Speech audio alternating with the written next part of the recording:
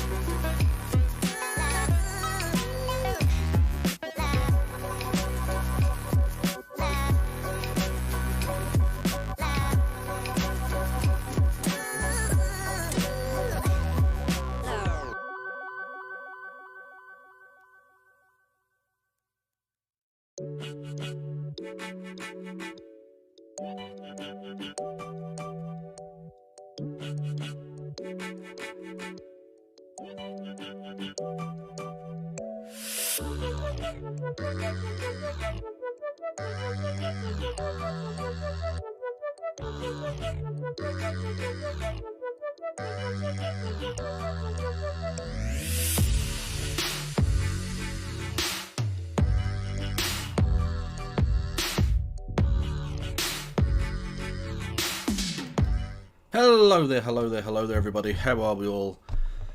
I'm very well, thank you for asking. Thought I'd drop by and do a little stream with No Just MTG to wrap up the year.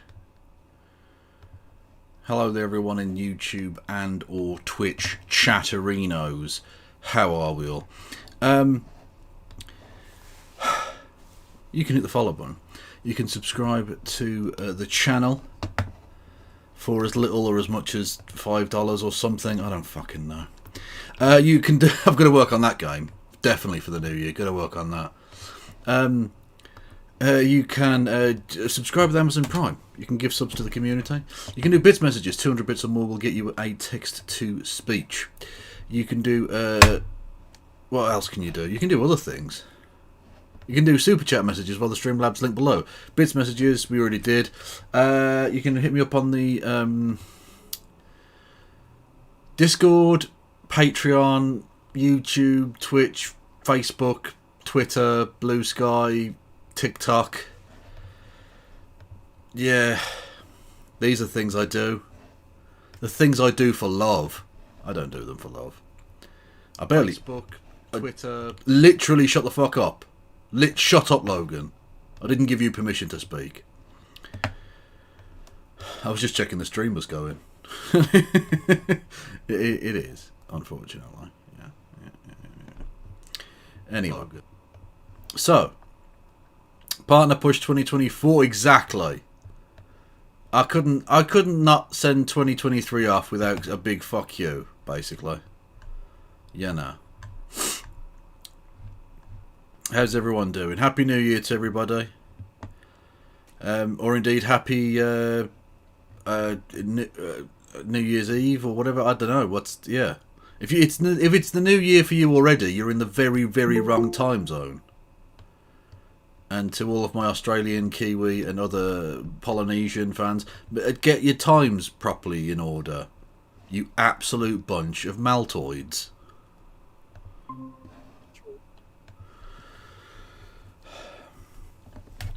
Hello. Wow. It's been a while. It has, yes. Yes. Well, there have been holidays celebrating the birth of our Lord and Saviour Jesus H. Christ. Absolutely. For one. Yeah. Yes. How was your Christmas? It was lovely. I just spent some time with family and had lots of food. Well, that's the Like, best thing for it. Well, literally, I mean, literally. Like, it was not well for getting presents at Christmas. No. I just want to eat a massive fuck off piece of meat, right? I just want an entire animal to get cooked, and then eat it. Does it matter which animal? No, I'm not. I mean, I have preferences, but you know, I mean, we had on Boxing Day we had gammon. On Christmas Day we had turkey, and on Boxing Day we had pork. And I'm just like, it's just so much roasted meat. It was perfect. That is the perfect thing, isn't it? It's a beautiful thing. Yeah. But hello there, pen pal. You should hit the follow button. I love it when new people come in and they're very chatty, and you think, like, you hit the follow button. It costs you nothing. Although you can also give me money, as previously outlined. So many times. Yeah, a million times. And yet not all of you have always given every single time. And for that, it's fine. Times are tough. I'm not going to give anyone the big sell. Yeah, it is cost of living crisis, right? Exactly. And I don't think you can really put donations to Twitch streamers as a necessary expense. No, I don't think you can write it off as a business expense. But what I will say is that clearly both of our fan bases are huge inheritors of property. So when they inevitably get into getting rid of inheritance tax, send some of that dividend our way, yeah? That's all I'm saying. When you inherit Daddy's estate, which is definitely a thing a lot of people who watch us do, I'm sure, we do expect our cut on that. So, you know, just saying. 100%. So how was your 2023 been? I mean, it's been a fucking wild ride, right? It has. Some ups.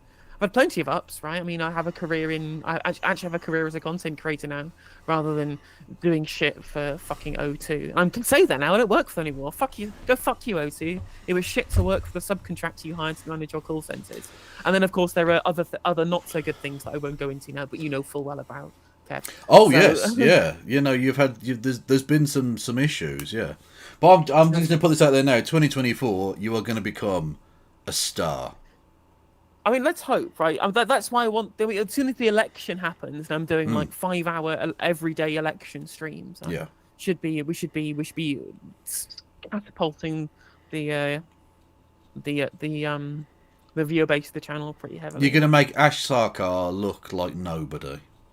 Absolutely. Okay, you're gonna be the one telling Piers Morgan that you're literally a communist. And he still won't understand what that really means, but he'll run away screaming. I would love to debate Piers Morgan so bad. It would be amazing, wouldn't it? It would be funny. But you know what he's going to say? Do you condemn Hamas? You won't be talking about it. You'll be talking about economics or something. But he will say, "Do you condemn Hamas?" Because his only two subjects that he can say are, "Do you condemn Hamas?" and "What is a woman?" Those are his only talking points. Do you condemn women? Do I condemn women? True, absolutely. Yeah. Well, I suppose on that point, moving on to content, as it were, I can never pronounce her name. Tony Nazi. That's going to go on. Tony Nazi. Her name is Antonia Antoniazzi, I think is the literal. But anyway, she's Tony Nazi. Tonya Anti-Nazi, yeah. Yeah, that one. Anyway, right. Labour MP. From St Italy, a place I know and love well. I've got lots of friends there, but unfortunately not all of them are good. She's from there as well, and she's a fucking wrong'un. Anyway, tweeting out turf shite again. A Labour MP, I should point out, right, should have the whip removed from her for being a bigoted piece of garbage. But, you know... I mean, considering how much Rosie Duffield's done, that's way worse at this point, right? This is the kind of fly in the ointment, really and truly. In fact... So what she did, she just tweeted out. It even makes sense, right? Because she tweeted out a picture that said, "Women's spaces aren't yours to give away." And I'm like, yeah, trans women already use women's spaces. We've been doing it for decades, right? Yeah. Like, it's part of the Equality Act. That's how that works. It can't be given away. If you think that trans women using women's spaces is a violation of that, then they've gone already. They've been gone since the Equality Act was passed in 2010, and also well before then, when trans women were using those spaces anyway, and nobody cared until it became the Daily Mail's moral panic du jour, right? Yeah. And then the second part that's stupid about this, the second part that's kind of really silly about all of this, is that this isn't even like nowhere near the worst thing that she's done. Don't know if you knew about this, but there was a delegation from the Labour Party to the Council of Europe. Right. I don't know what that is. I don't know what their remit is. It was Kate Osamor, Ruth something, and Tonya Antinazzi who went there, right? And there was a motion at the Council of Europe to condemn rising anti-LGBTQ sentiment in the countries with the worst record on trans rights in Europe. And the 4 countries named were Russia, Poland, Hungary, and the United Kingdom. Oh, big right? it up. We've qualified. Absolutely. We've qualified for It's European true, places. true. Let's go. Absolutely. Right? We're in the words of Vladimir Putin, we are cancelled like the Wizard Lady. True. And so the Labour delegation of those MPs tried to get the reference to the United Kingdom in that motion struck off it, right? Saying, oh, actually, it's not bad. We just have legitimate concerns over, etc., etc. You know, the same kind of garbled, recycled talking points you get from TERFs all the time. And that's way worse, right? Like, she's essentially saying you can't compare us to how anti-LGBTQ Vladimir Putin is because we're the good people because we're not in Eastern Europe. And yeah, exactly. essentially, it's and that's way worse. I mean, it's bad when Slavs do transphobia, but when white people are doing it, come on now. Come on. I mean, come on. that's basically it. That's basically it, right? Like, Russia and Hungary and Poland are the pariah states, quote unquote, in these people's minds. So any comparisons there? Well, I mean, really, in truth, I don't think it's actually because they think that Eastern European countries are worse. But what it actually is that if they admit, right, if they admit that the things they say and do, the legislation that they agitate for, and the kind of positions that they hold are in any way similar to, you know, Orban and Putin, then they realize they might be wrong on something. But of course, if they can just change the wording of the motion, right, not actually change any of their beliefs or anything that would have led to the initial motion being called, right, then they can compartmentalize it in their brain and say, well, no, we're not as bad. We're not Putin. We're not as bad as Putin and Orban. And I can, well, no, you are. And just because you try and get that motion amended, it doesn't change the fact that motion was originally carried because of the perception that everybody has of the UK as being really transphobic. Which it is, undoubtedly. And they could have used that as a learning moment. That could have been a real "Are we the baddies?" moment for them, and they could have realised and, you know, run away, as indeed the fake Nazis in that comedy show do. But they didn't. They just went, no, we're not like them, because again, it's, you know, when we're doing transphobia, it's fine. We've got legitimate grievances. Exactly, it's just legitimate concerns. That's all it is. Actually, one of my I retweeted it, just saying don't vote Labour because, of course, don't vote Labour, right? Oh, naturally. Why the hell is anyone voting Labour at this point, right? And someone in reply said, "Well, I wouldn't vote Labour, but I agree with her." And I was like, "Why the hell do you follow me, right?" Yeah, that does This person replies to things that I post pretty religiously, and you know we agree on these things. It's like, well, actually, I agree with her that trans women shouldn't be allowed women's space. I'm like, we've been literally doing it forever, right? You'd have to amend the Equality Act, and also you'd have to, you know, forget about all of those times that you've shared your spaces with trans women for the last 2 decades, and nothing fucking happened. Well, exactly. Yeah, you can't stop them. Just fundamentally. Because for a start off, you can't always tell, you dickheads, so people can just use the shitter that they're going to use regardless, right? But even so, beside that, I'm intrigued by the person themselves. So this is a leftist individual who won't vote Labour because they're presumably too right-wing for them or whatever. Yeah. But they're also they do like the transphobia. Absolutely, because they're just like they are a selective Kemi Badenoch fan, apparently.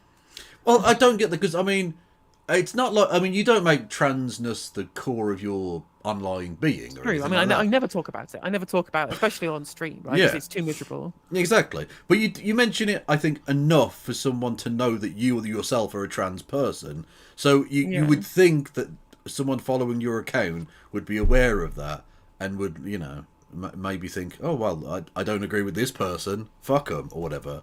Whereas they seem to be like a reply guy? Is that? I don't know if that's the right phrase. A reply pass. I don't know. But like, yeah, it's weird, but whatever.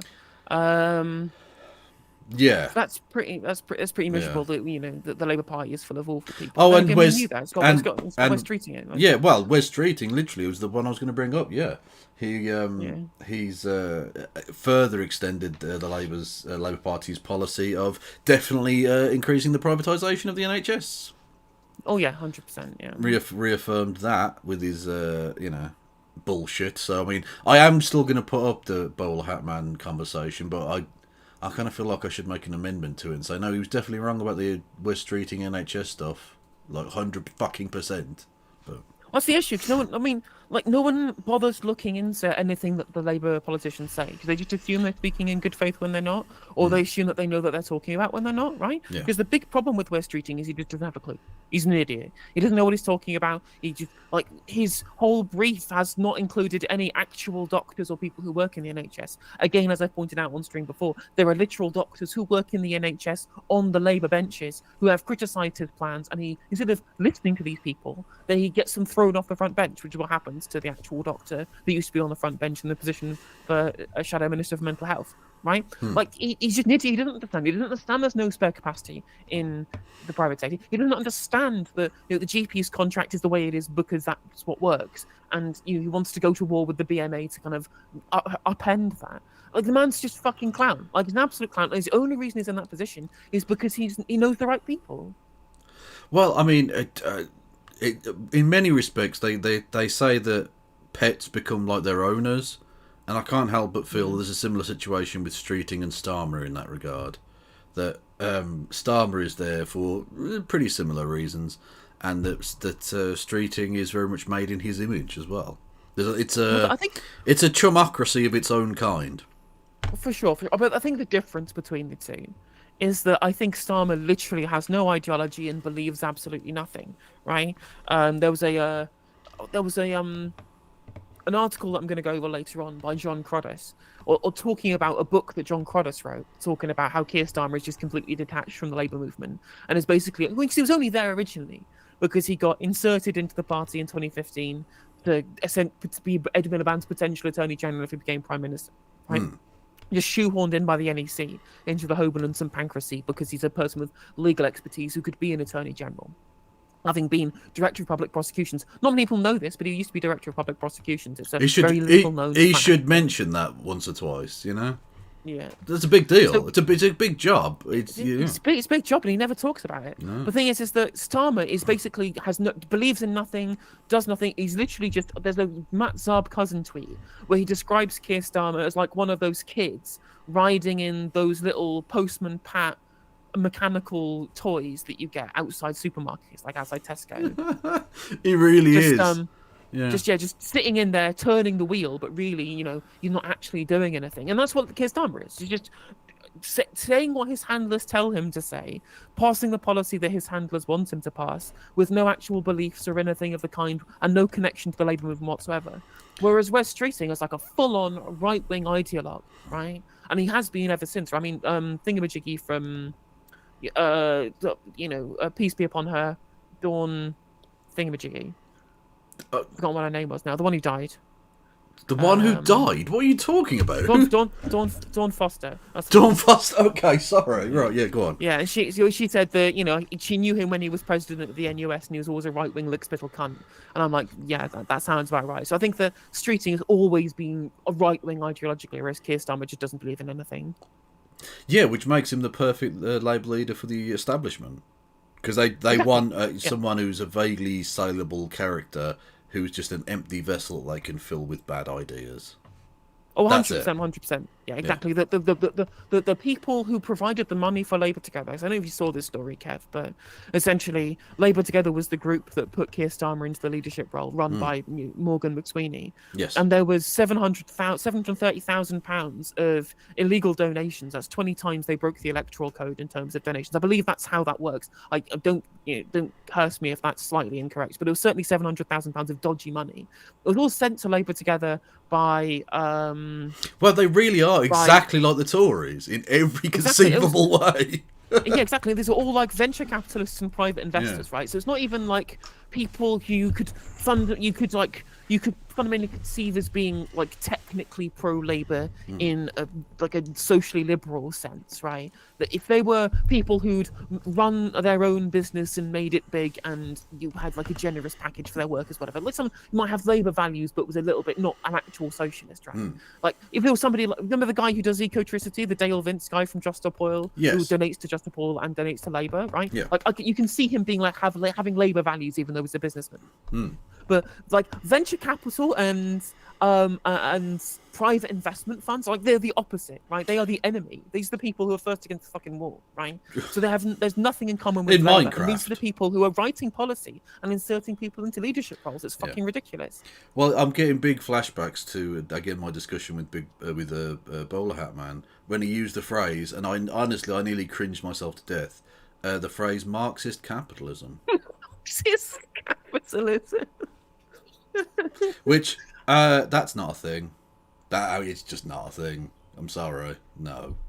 I mean, you could potentially describe like market socialism as kind of Marxist capitalism, because you still technically have the profit motive. You still technically what kind of Titoist are you? What is this? They still had the commodity form and the profit motive. There just was no surplus value extraction, right? So from a Marxist perspective, right, the exploitative part of capitalism is gone, but all of the market dynamics that underpin, like you're still getting MCM prime as part of your market transactions in terms of a market socialist model. Even under Tito, it was still a market system, even though there was no surplus value extraction. So that maybe you could, if you're being super charitable to Bowler Hat Man, you could say that. But I don't think that's what he was saying. No, he was saying we need to be nice to business people, and they might give workers better rights or something. He was wrong. He was just wrong. Anyway, I don't want to rag on him. He's a nice man, but he was just fucking nice wrong. Guy. I think there's a case, right? I think there's that you could say. I could see the argument for there being a case that, given how powerful corporations are, there should be strategic alliances between socialists and small business owners against the fact that fucking gigantic mega corporations are tearing up the world, destroying our economies, taking over our local communities, destroying small businesses, right? Like that's a common enemy that we have. And maybe if we make these alliances, we can convince them to start doing stock options and workers on the board and move towards like a more cooperative business model. But to say these people are somehow, rather than allies of convenience, and more being people which be welcomed into the labour movement just de facto, like that's where I draw the line. Yeah. I'll for sake of not wanting to stir up drama, I won't go any further with it, but I'll just say I disagree with him. Anyway, I disagree with him too, but there is a very, very, very like extra charitable way that I could theoretically view that, but yes, yeah. If you wanted to be uncharitable, it would be very reasonable for you not to be. Indeed, and I'm not. Anyway, right, so, did we want to take a look at the New Year's messages of our glorious leaders?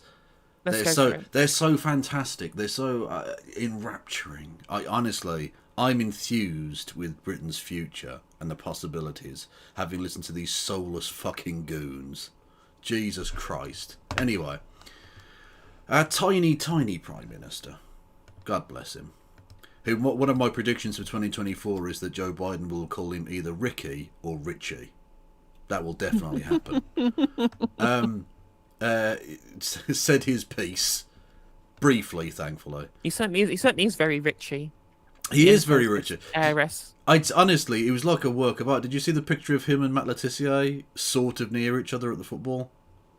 No. They were both at the Southampton game, and Letizier's looking over at him, partly in disgust, but also I think partly like he wants to go over and be his friend. I don't know. Either way, well, they're both mental. He's anti-woke, but he's brown. Like, I don't know, conflicting thoughts in the Letizier head. Exactly, Matt Letizia, an anti-woke brown man could actually melt his brain. That could be a thing. Happy New Year, everyone. I hope you... Fuck you. Like, I don't even need to... Just fuck you. Everything about volume up a bit. Oh, I can do that. You had a great Christmas. We can look back on a pretty momentous year. We've delivered record funding for the NHS and social care. Schools in England are surging up the global league tables. And literally crumbling. I mean, they're literally crumbling. Yeah. They don't, literally dangerous buildings. And he's lying about the league table thing as well. But regardless, let's just, allow him to fudge his numbers. We're getting the economy growing. We've cut inflation in half. We've delivered the biggest business... Yes? So he keeps saying, "Oh, we got the economy growing." We haven't got the economy growing. What happened is the Office for National Statistics changed the method that they used for calculating GDP, and their change in methodology added 2%. Right. So the economy is 2% bigger than we thought it was, but the previous ones that we have to compare it to were all using the old methodology that missed out 2% of GDP. Yeah. Right. So he hasn't got the economy growing, and we're predicted to go into recession next year. Oh, of course. Yeah, naturally. So just lying. And it reminds me, the best example of fudging numbers ever, I think, was the WTO's poverty line, when they just decided that actually you only needed, I can't even remember, but it is like $1 a day or some nonsense to live on. And so they magically lifted like 1 billion people out of poverty with a stroke of a pen. Steven Pinker shit, right? Genius. Yeah, exactly. Yeah, exactly. Yeah, just make up any old bollocks, basically. Sure, and also when they keep saying, "Oh well, the absolute poverty is going down in the UK, and but relative poverty is massively increasing." Yeah, it would be fantastic if the absolute poverty wasn't getting much worse, but if everything else is getting worse, then that still means a lowering overall of living standards. Yeah, like 15% increase in child homelessness. It's ridiculous. Well, and of course we had all this week, Johnny Mercer, the veterans minister guy, who was useless. I mean, literally just a sack of shit who was like an army robot, man. And a bellend, and like a massive bellend as well, right?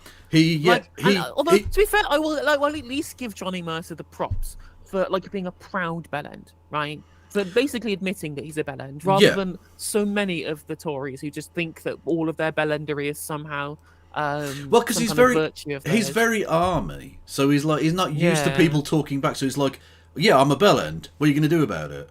I'm literally your artifice there." Yeah, exactly. I'm a bellend, but I'm your superior officer, so you have to put up with my bellendery. Without realising that in Civvy Street, that doesn't really work. I don't have to put up with your bellendery. I can say, "You're a bellend, mate. Go fuck yourself." Anyway, he was on question. They put him on question time twice. What the fuck were they doing? Yeah, and you can tell he's not used to people chatting back to him, because he gets really annoyed when people respond to things he says. You're like, you're a politician, mate. Of course, people are going to fucking respond to you. And he's getting mad. He's getting into slap fights with Carol Vorderman on Twitter. Oh, literally. Well, that's the best. That's the best thing of it, right? This week, fantastic. The actual news story that springs from it is awful. It's that veteran. He had said that by the end of this year he would eliminate. Or sorry, the Tories had said they would eliminate veteran homelessness. Apparently, fuck all the other homeless people, but veterans they were going to deal with. It's actually gone up by 14%. So spectacular achievement. You're even fucking over the people you're pretending to like. Genius. Exactly, like the people that they use as a kind of foil for the fact that homelessness is rising elsewhere. They'll say, "Well, we want to protect veterans though, because they're the undeserving homeless, unlike all of the poor people that they fucking hate." Because veterans don't deserve to be homeless. They're the only people that you're allowed to advocate for from on the right wing in terms of homelessness. Everybody else can go fuck themselves. It's a lifestyle exactly. choice. The veterans, that's terrible. And even veterans, they're still keeping out on the street. It's fucking stupid. Yeah. Although my favourite part of this whole Carol Vorderman Johnny Mercer slap fight was when there was an entire segment from Patrick Christie on GB News entitled "Nobody cares what Carol Vorderman has to say." I mean, well, clearly you care. Yeah, you did a whole segment about it. You brought it up on your current affairs show. Yeah, like Twitter slap fights between ex-Countdown presenters. High on your list of things that you're willing to make content about. But that's ridiculous. Yeah, the fact that you've literally got a thing that says Carol Vorderman's name on the chyron shows that the very chyron itself is incorrect. Because you do care, you're literally talking about her on the fucking news now. Yeah, you do care. Exactly. You do. And despite the fact I have my misgivings that Carol Vorderman is, again, a large part of the great noticing, right?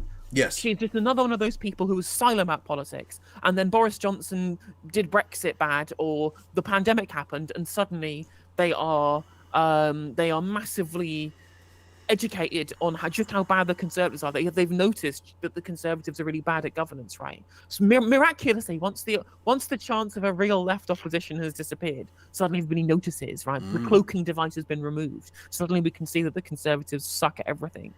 True. But, you know, her points that she makes against the Tories are all very fucking salient. Well, so I'm exactly. not going to complain too much. But either way, right?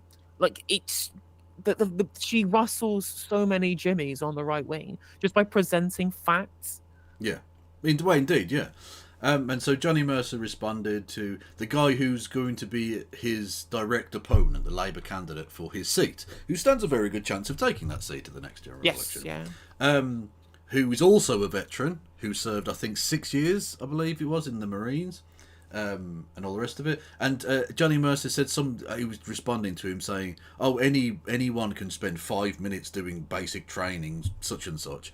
Like literally shitting on a guy. Your veterans minister talking about a veteran of 6 years, basically saying, "Oh, you're only in it for 5 minutes. Shut the fuck up, mate." Like you're shit at this. You're very bad at this. And then his wife popped in, and then, brilliant, her name, I can't even remember her name, but her name and the word minge got trending on Twitter, because that was the nickname people thought up for her. Genius. Of course. It was an absolute fucking nightmare. Really was. Oh, actually, sorry, I'm scatterbrained.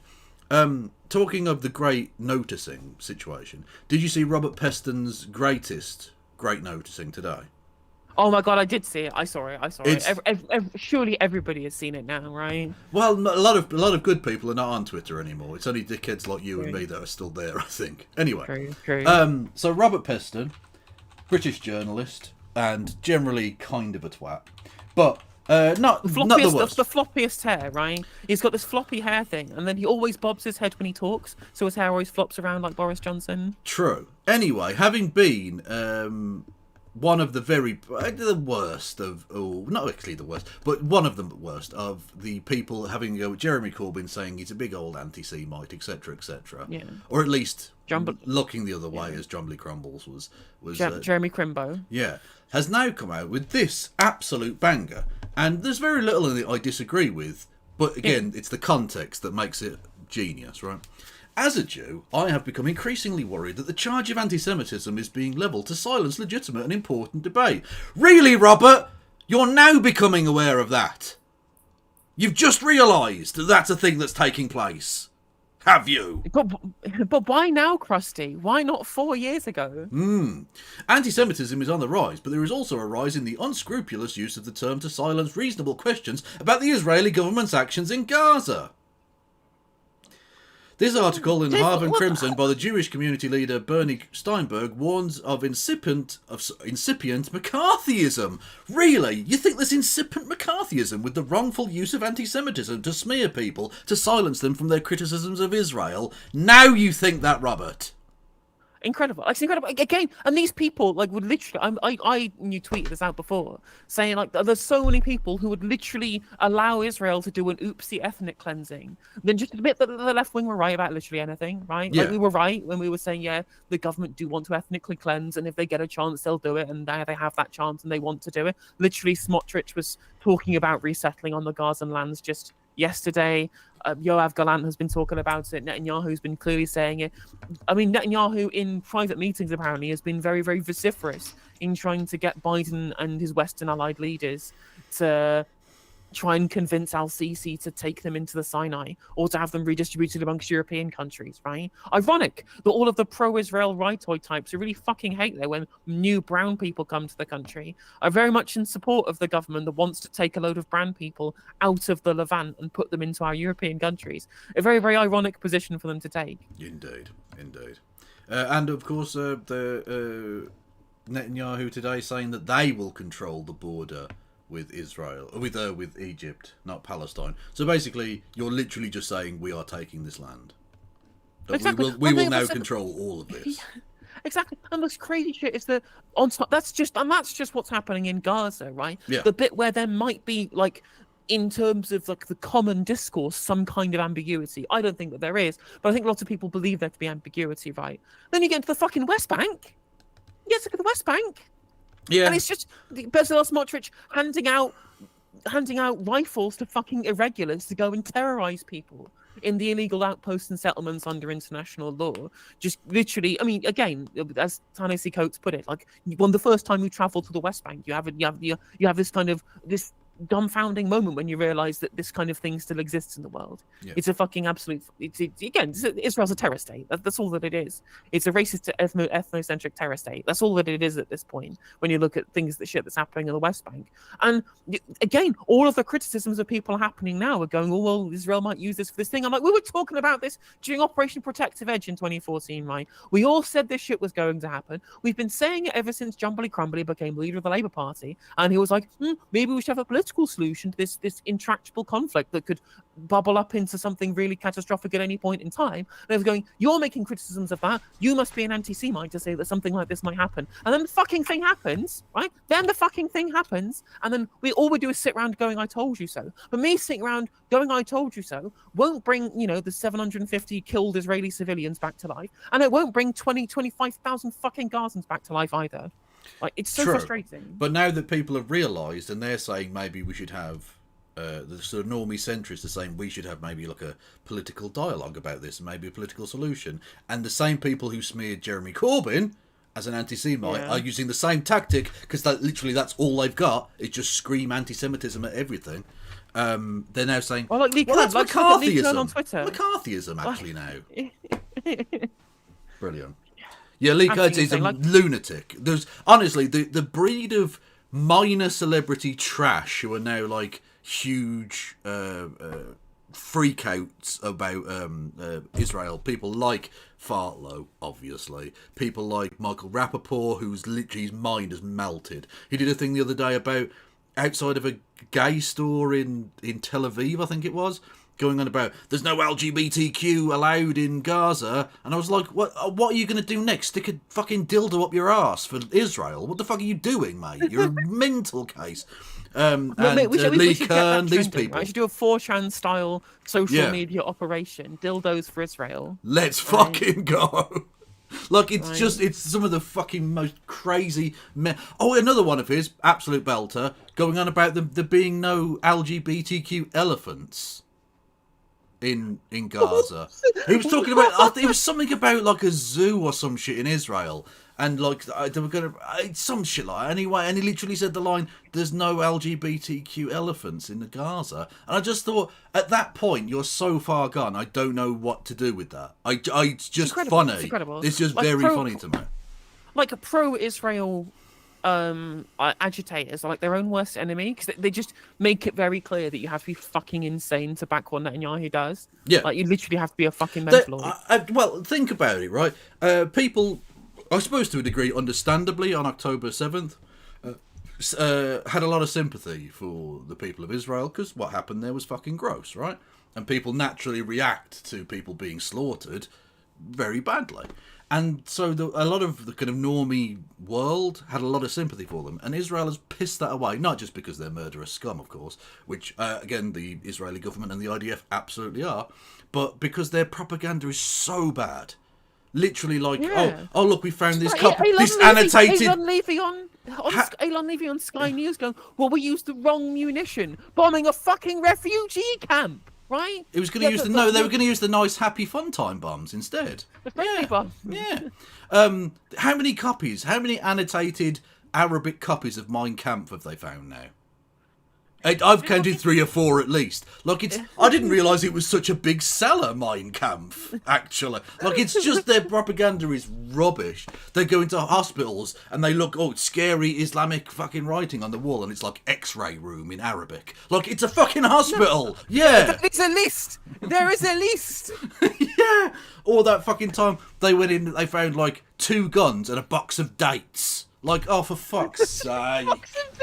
The thing is, like, the crazy shit, right, is that we now know how much of this propaganda is bullshit. Because remember when, just at the start of the war, when, the potential for, when people were discussing the potential for an attack on Al-Shifa Hospital, right?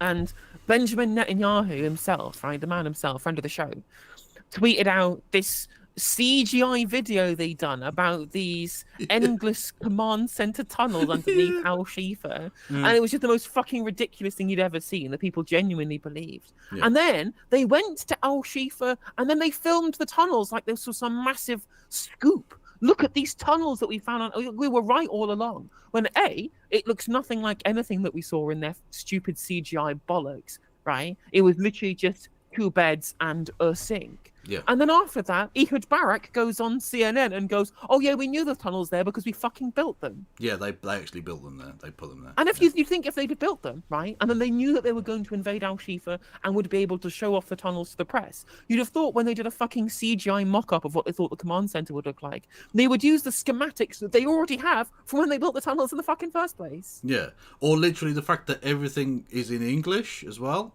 Like, even all of the boxes with the, like, ammunition on the side, it's all in English. Aid, yeah. What the fuck? What you do? Or, brilliantly, another one, banger, was the kind of steps going down into one of these tunnels. They had, they were sort of sandbagged in case of explosions and stuff, right? And one of them was an international aid bag. And they put, one of these propagandists put an arrow and said, "Oh, look, here's where your aid is going." But it was an empty bag filled with sand. They'd used the bag and put sand in it. It wasn't aid. They weren't stuffing aid into a fucking shelter. What do you think they're doing with that UN aid? It was like it had food in it. They ate the food. The people ate the food. And then there was just an empty bag that was being used. Yeah. You're so shit at this. Speaking of things being in English, that one where Daniel Hagari did the press conference about moving out of the exclusion zone in North Gaza, you know, the war crime that they were doing, right? Yes, yeah, the forced transfer, which is literally a fucking war crime. Yeah, but cheeky bit of ethnic cleansing. Yeah. In English on an internet that they just cut off in Gaza. Yeah. Yeah, literally saying, "Oh, you all need to move south," but doing it, like you say, in English, and they just cut off the internet. Yeah. Brilliant. Well done, guys. I mean, just... It's just the word. Like, I've never seen an entity ever incinerate so quickly so much goodwill in terms of PR. It's incredible, absolutely incredible how badly they've done. Yeah. Also, thank you for the 5 gifted, whoever that was. I forgot who it was. Thank you. Don't forget, you can also gift me things as well, but you can also gift No Justice as well. But she's going to be massive this year, so it's fine. Like, she won't. You're going to be. You're going to be the loyal the initial people, right? Yeah. The exactly. OGs. Exactly. Also, I feel like I'm going to be. I'm going to be the what do you call it? The Mike from PA. I'm going to be Mike from PA to your Hassan. I'm just going to be the waiting room. Let's go.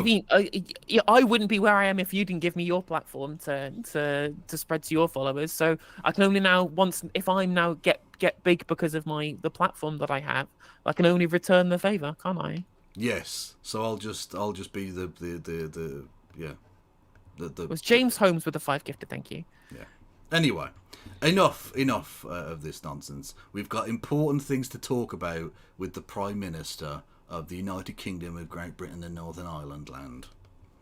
Tax cut in modern British history, and in just the last few weeks, we've seen an incredible £60 billion of investment into the UK. So my New Year's resolution is to keep driving forward. In 6 days' time, we'll deliver a tax cut for 27 million people, worth on average £450. Inflation is set Apart from all of the increases in tax due to fiscal drag. Yeah, so it's actually just going to be worse. The already highest tax rate since the war is going to get higher for tax no burden reason. Since the war. Well, tax burden, point out as the highest tax burden, right? Because we did have higher tax rates, right? We used to have 90% tax literally rates under. On the richest people. Well, I like to point that out to Conservatives. Under Winston Churchill, their hero, we had a 95% top rate of tax during the war. Under Macmillan, under Eden, right? Yep, that literally happened. Macmillan would be too left-wing for Keir Starmer's Labour Party. He'd be fucking kicked out for being a Trotskyist entry. Yeah, Winston Churchill has just been trot-hunted out of the Labour Party. Exactly. Yeah. Well, I mean, again, we talk about Winston Churchill from the Conservatives, and you've got to talk about the fact that he was one of the central people who designed the European Convention on Human Rights, because it's specifically anti-communism is specifically baked into it. Yep. Because they can't be like a single or no party state. There has to be a parliamentary democracy or a party democracy. As part of the ECHR, right? So that's why a bunch of Eastern European countries couldn't be signatories to it until the Eastern Bloc had fallen. Yeah. And I'm like, we want to get rid of that. And I'm like, okay, well, it's time for the Leninist vanguard to take power. Let's fucking go, right? You wanted to hate refugees, and you ended up with a Leninist revolution. What a tagline for the 21st century. Let's go. There we go. Or further, cutting the cost of living for everyone. And we're not stopping there. We're going further to grow our economy by reducing debt, cutting taxes and rewarding hard work, building secure supplies of energy here at home, backing British business. So, hang on, but okay, so you have to try and parse which bit of bullshit he's trying to say here, right? So I think the building secure energy at home, that just means opening up more North Sea oil to foreign business, right? Which isn't secure because you still buy it at international market prices. Yeah, exactly, yeah. So it's, I mean, we're really not benefiting particularly at all from that. Yeah. But yeah, it's Get some help. It's not. He's not much better at this than Boris Johnson, to be honest with you. At least Boris Johnson was like a convincing bullshit. Well, people likes Boris Johnson, right? Boris Johnson was like a guy you could go to the pub with, whereas Rishi Sunak is just a stilted, incredibly stilted, unlikable person. Right? He's a robot boy. Yes. Yes, he's exactly. He is a robot, 100%. He's right? like. I was ranting about this on stream the other day, and I'm like, the guy's fucking rich as Croesus. Married to a multi-millionaire heiress to Infosys, right? He could have fucked off to the Maldives and he could be drinking pina coladas out of hollowed out coconuts. But no, because he's good at one thing, investment banking, he decided he must be good at all of the other things and should be running the fucking country because he's bored. And that's what all these rich people do. And I fucking hate them. I despise them with every fibre. Exactly. For these people, politics is like it's a hobby. A game. It's a hobby, yeah. It's literally a fucking hobby. Like some people when they get rich, like you say, go and live on a yacht in Monaco or whatever. The dickheads like this join and want to become like the Prime Minister. They don't want to do Prime Ministering. They want to be Prime Minister. Yeah, well, that one the fucking CV, right? It's like the Duke of Edinburgh Award. Yes, it is. It's private schoolboys Duke of Edinburgh Award. That's I spent 6 months being a Prime Minister. Yeah. Exactly. Right. I spent all of this time lobbying for Greensill Capital. Woo! Thank you. That's probably the only thing that David Cameron would want to put on his CV at this point.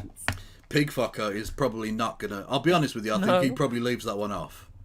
But, pig fucker who caused Brexit, right? I don't think the businesses of this country are going to be pretty happy about that. The pig fucker fuck pig. The pig fucker fuck pig, indeed. Yes. Thank you, Kieran Saunders, for 5 gifted subs. Thank you, Tara, for resubscribing. We're on a hype train. If you want to get the hype train is going choo choo. Going choo choo. Get to level 3 of the hype train. I will finger Margaret Thatcher's corpse. Start the new year as you mean to go on. That's what I say. I will break into whatever private residence she's buried at, and I will fuck that bitch up. I'm just saying. Also, speaking of New Year's and Tories, did you see the New Year's honours list for 45-day Liz? Yeah, Liz Truss gets a fucking prime ministerial honours list. Why? I mean, are there more people on that list than there were days she served as Prime Minister? It can't be far off. You think at this point, given how fucked the Tories are, right? Given how they know they're boned at the next election, you'd think they'd want to just like have a rotation, right? Yeah, exactly. Let them just have a leadership election every week. Yeah. Just get every single person who's been an MP into the position of Prime Minister. Just get them all Prime Minister's pensions, right? Get them all honours lists and just pack out the fucking Lords and block everything that Labour do. Yeah. I would. Well, no, they're not going to do that. What they are going to do is absolute scorched earth nonsense. They are. I mean, even to the point where they've literally, they've already sold off all of the excess land that HS2 was going to be built on. That's already happened. What's stupid They did eminent domain on it, right? To buy all of this land, going through the heart of those people's homes. Exactly. And now they've just gone, oh fuck it, and sold the land that it was going to be on the cheap. So even if Labour wanted to come in and say, we'll do HS2 now, you can't. It's gone. I mean, the thing is, what's ironic is if Keir Starmer, as soon as the HS2 cancellation notice had been given, if Keir Starmer just says we will definitely continue with this, they wouldn't have been able to sell the land. No one would have bought it. Yeah, exactly, because but because Keir Starmer just said, oh no, we've got to let this bed in. We've got to do the same thing that what they did. Blah blah blah blah blah. Exactly. Then let's make not HS2 work. Yeah. Yeah. Yeah, brilliant. Indeed, R.I.P. R.I.P. John Pilger as well. John yeah. Pilger, yeah, absolutely. And Tim Wilkinson as well. Do I know that one? I'm not sure I do. He's the guy, he played the older guy in the Full Monty. He was in Batman Begins as well. Oh yes, okay. I'm not sure Yeah. I'd put him on the same level as John Pilger. To John be honest, Pilger. No, but I mean, it's culturally relevant. culturally relevant, but I don't know how politically relevant. No. I'm entirely honest with you. You know, didn't he also basically play a Tory in that film? I mean, he played some. I mean, he kind of maybe he became less Tory once he became unemployed and got to know the rabble. That is true. The riffraff, Yeah. the riffraff of Sheffield. True. My Is joke was that is being there in any other Parliament kind is of the former Sheffield? private school kids' version of being a Twitch Sheffield's streamer. really gentrified now. Oh, is it? That's a shame. Yeah. See, in my Yeah, mind, it's not real Yorkshire. It's not real Yorkshire. It's just Sean Bean. That's all. That's all it is Sean Bean, and what you call it? Fucking Nick Clegg pretending to be from. Oh yeah, shit. Nick Clegg was in the fucking Sheffield MP. Nick Clegg, the most Yorkshire, the biggest Yorkshireman on the planet. Well, to be fair, fucking Rishi Sunak literally was attending the fucking Southampton game the other day, and he's an MP in Yorkshire. What the fuck? What's the point? He's from Southampton. Isn't Exactly, yeah. So why the fuck is he representing a seat in Yorkshire? It's ridiculous. Anyway. Yes, like, am I the only person who, when they moved to a different place in the country, I changed my support of football team to the place that I then live, right? Like, I no longer support FC United in Manchester. I don't live in Manchester anymore. I now support Nottingham Forest because I live in Nottingham, right? Am I the only person who does this? Yeah, well, yes, because not everyone is a disloyal bastard. Just saying. No, I mean, I'm not going to only go to the matches when the team that I used to support. I mean, I guess I still support Bristol City and Norwich. Well, look, where my parents are from, but I go to football matches. If I'm in a place and there's a football match on, I'll just go to it, or a cricket match or whatever. That's reasonable. That's yeah, reasonable, but I don't change who I support on that basis. I just go and watch. Like we regularly, we used to go to Blackpool for like family days out and stuff. Well, not family day, but like community days out when I was younger, and we'd go to the Blackpool game. And so you just have like these bemused Lancastrians or whatever, really confused that like 200 Brummies would just turn up at their game once a year. It was very odd, peculiar atmosphere. Anyway, so sorry, Kieran, I talked over your text to speech. My joke was that being in Parliament is the private school kids' version of being a Twitch streamer. That's kind of true. Yeah. And, of course, Michael Fabricant getting naked is his version of the Twitch boob meta. it is true. It is, yes. We have the Fabricant meta. We have the Fabricant meta, but he's got to put little bars over his nipples and cock now, so... Mucking you so. Anyway. I do. I love how essentially our politics is becoming like Twitch politics, right? In that things like cross-question LBC, that's just a panel. It's like a Dylan Burns panel. Speaking of which, how was your Dylan Burns panel experience last night? It was or the other night? Yeah, it was fine. Yeah, it was nice being sort of having that nonsense back, really, because it's bullshit. It's not a debate. It's just nonsense. I got to ask Alex Stein whether he was fucking what's her name, Marjorie Taylor Greene. AOC. Marjorie Taylor Greene, right? Yeah, and he said no, but he did say I want to, so that was nice. Yeah, what else did I say? I got to tell Dylan Burns that the war on Christmas discussion point was boring and shit, which is probably why I got kicked after half an hour. Let's be honest, that's what happened there. I can't believe they didn't ask I can't believe that Dylan Burns didn't ask the new up and coming British leftist streamer du jour onto the panel. Can't believe it. Yeah, well, I mean, I'll ask Curtis next time if he wants to be on, yeah. See what I did? I misunderstood on purpose. Anyway, no, well, it was for, like, old heads who'd been on the show before and stuff.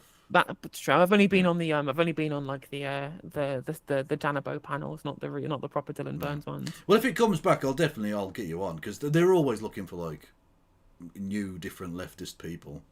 Like there are basically there's a rotation of like. Surely there's like a massive like oversubscription of leftists. Surely they're desperate for right wingers. If they can get on fucking aircraft, Sparky, right? They get on anybody. Well, there's about a rotation of about 10 conservatives. In order to get on one of those panels as a conservative, you just have to not say the N-word. You have to just restrain yourself for an hour to not say the N-word on stream, and you'll get on because there's only like 10 of them that can actually do it. and the rest of them Yeah. get banned very quickly. So, yeah, I'll try and get you one if they're around. But he might not bring it back. I don't know. I mean, to be fair, the West. Win. Lecture fan won. Oh yeah, What and the he's fuck? brain dead, absolutely brain dead. Oh yeah. my god, he's the worst. He's absolute worst, right? Because the thing is, that even though I think that Fabian Liberty is like a massive cunt, like I think he's like a genuinely fucking awful individual. Yeah, I at least he at least has a coherent worldview. I at least understand why he believes what he believes, even if I think it's a bunch of bollocks and I think he's a bellend, right? But at least I can understand that his worldview is at least somewhat coherent, like internally within itself, even if not in the real world. Whereas Lecture fan just believes anything. Yeah. He just believe fucking like believe the Earth was flat. If Donald Trump told him, I wanted to ask him because he said because I was on there to talk about the war on Christmas, fucking awful topic. Anyway, and he was saying that Donald Trump had ended the war on Christmas by bringing it back, and I wanted to ask him specifically, what did Donald Trump do that made people say Merry Christmas again? What do you mean? What's his metric? What's his metric for this as well? What's his metric for deciding whether the war on Christmas has been won or lost? Right? Yeah. Oh, well, How does he quantify that? Well, because Donald Trump did a thing, and it's fine. By the way, Donald Trump fans are turning on him a little bit because they were doing the defund the FBI thing a while back because of they were investigating conservatives.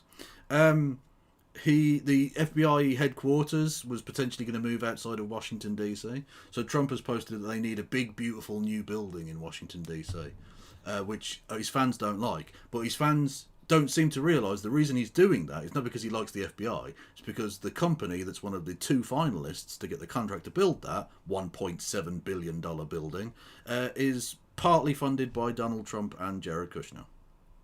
Of course it is. Of course it is. Why would So it not be? he's going to make money out of it. That's why he wants a new building there.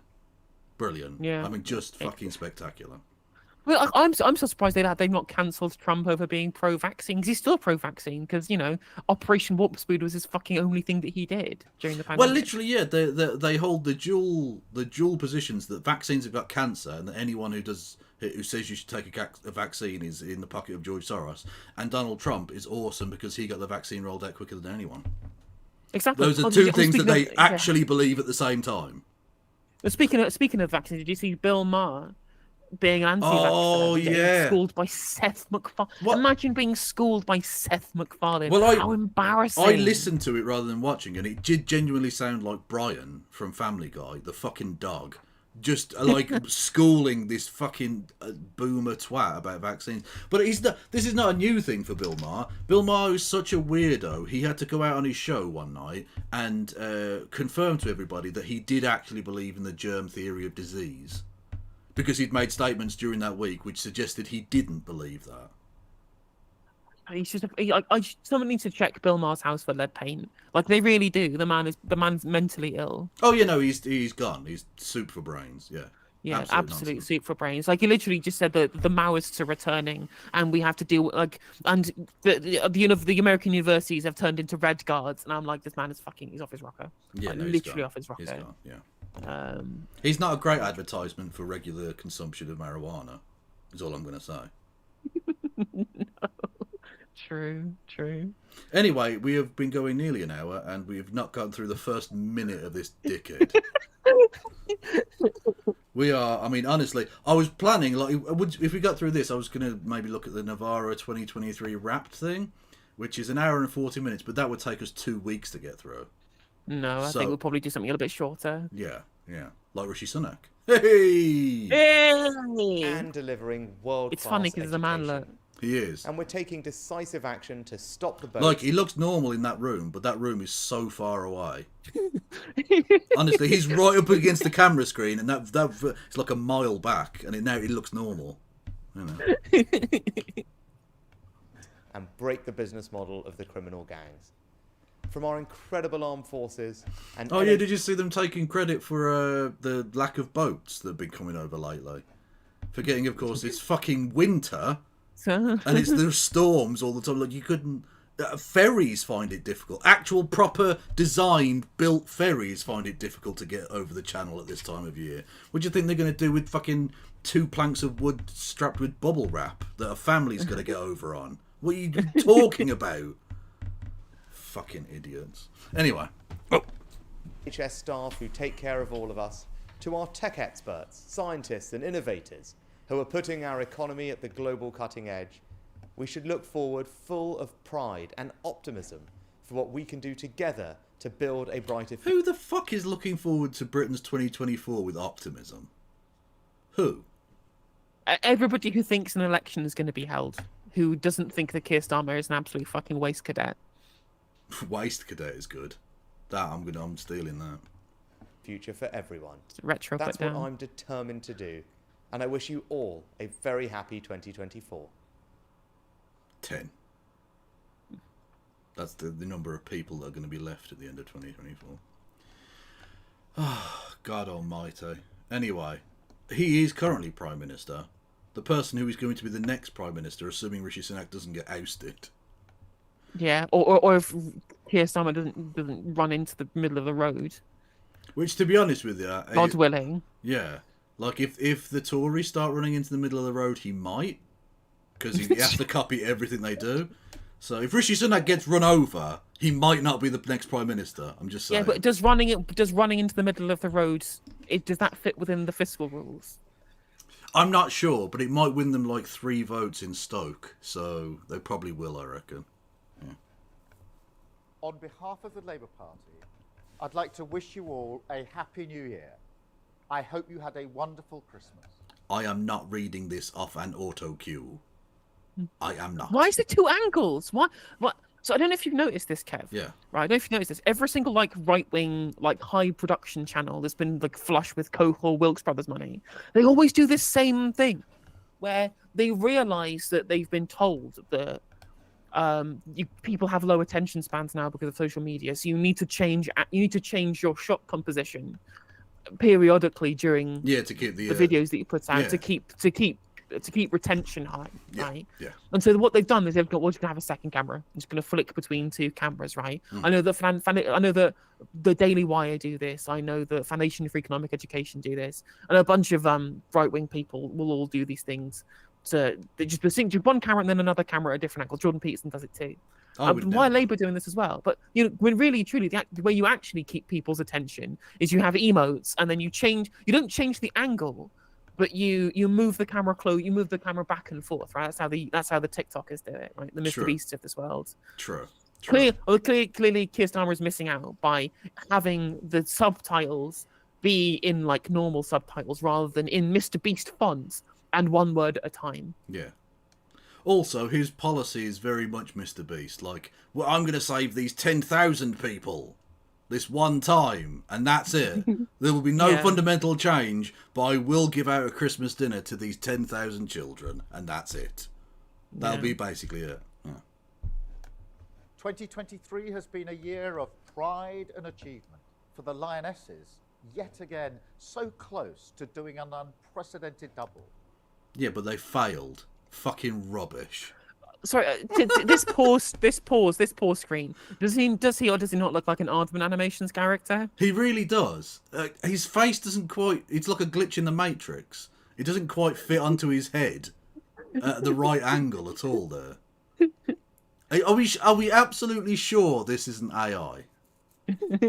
I'm not convinced. This could be a deep fake. I'm so looking forward to the AI shit that's going to come out of the election. All of the deep fakes are going to be so fucking funny. Deep fakes are going to be amazing. And not just that, but the real ones that people will claim are deep fakes just to try desperately to throw anything in the wall.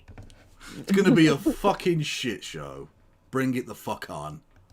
Looking forward to that. And of course, a year when our country stepped into a new era with a new king, King Charles III. Oh, you absolute fucking knob.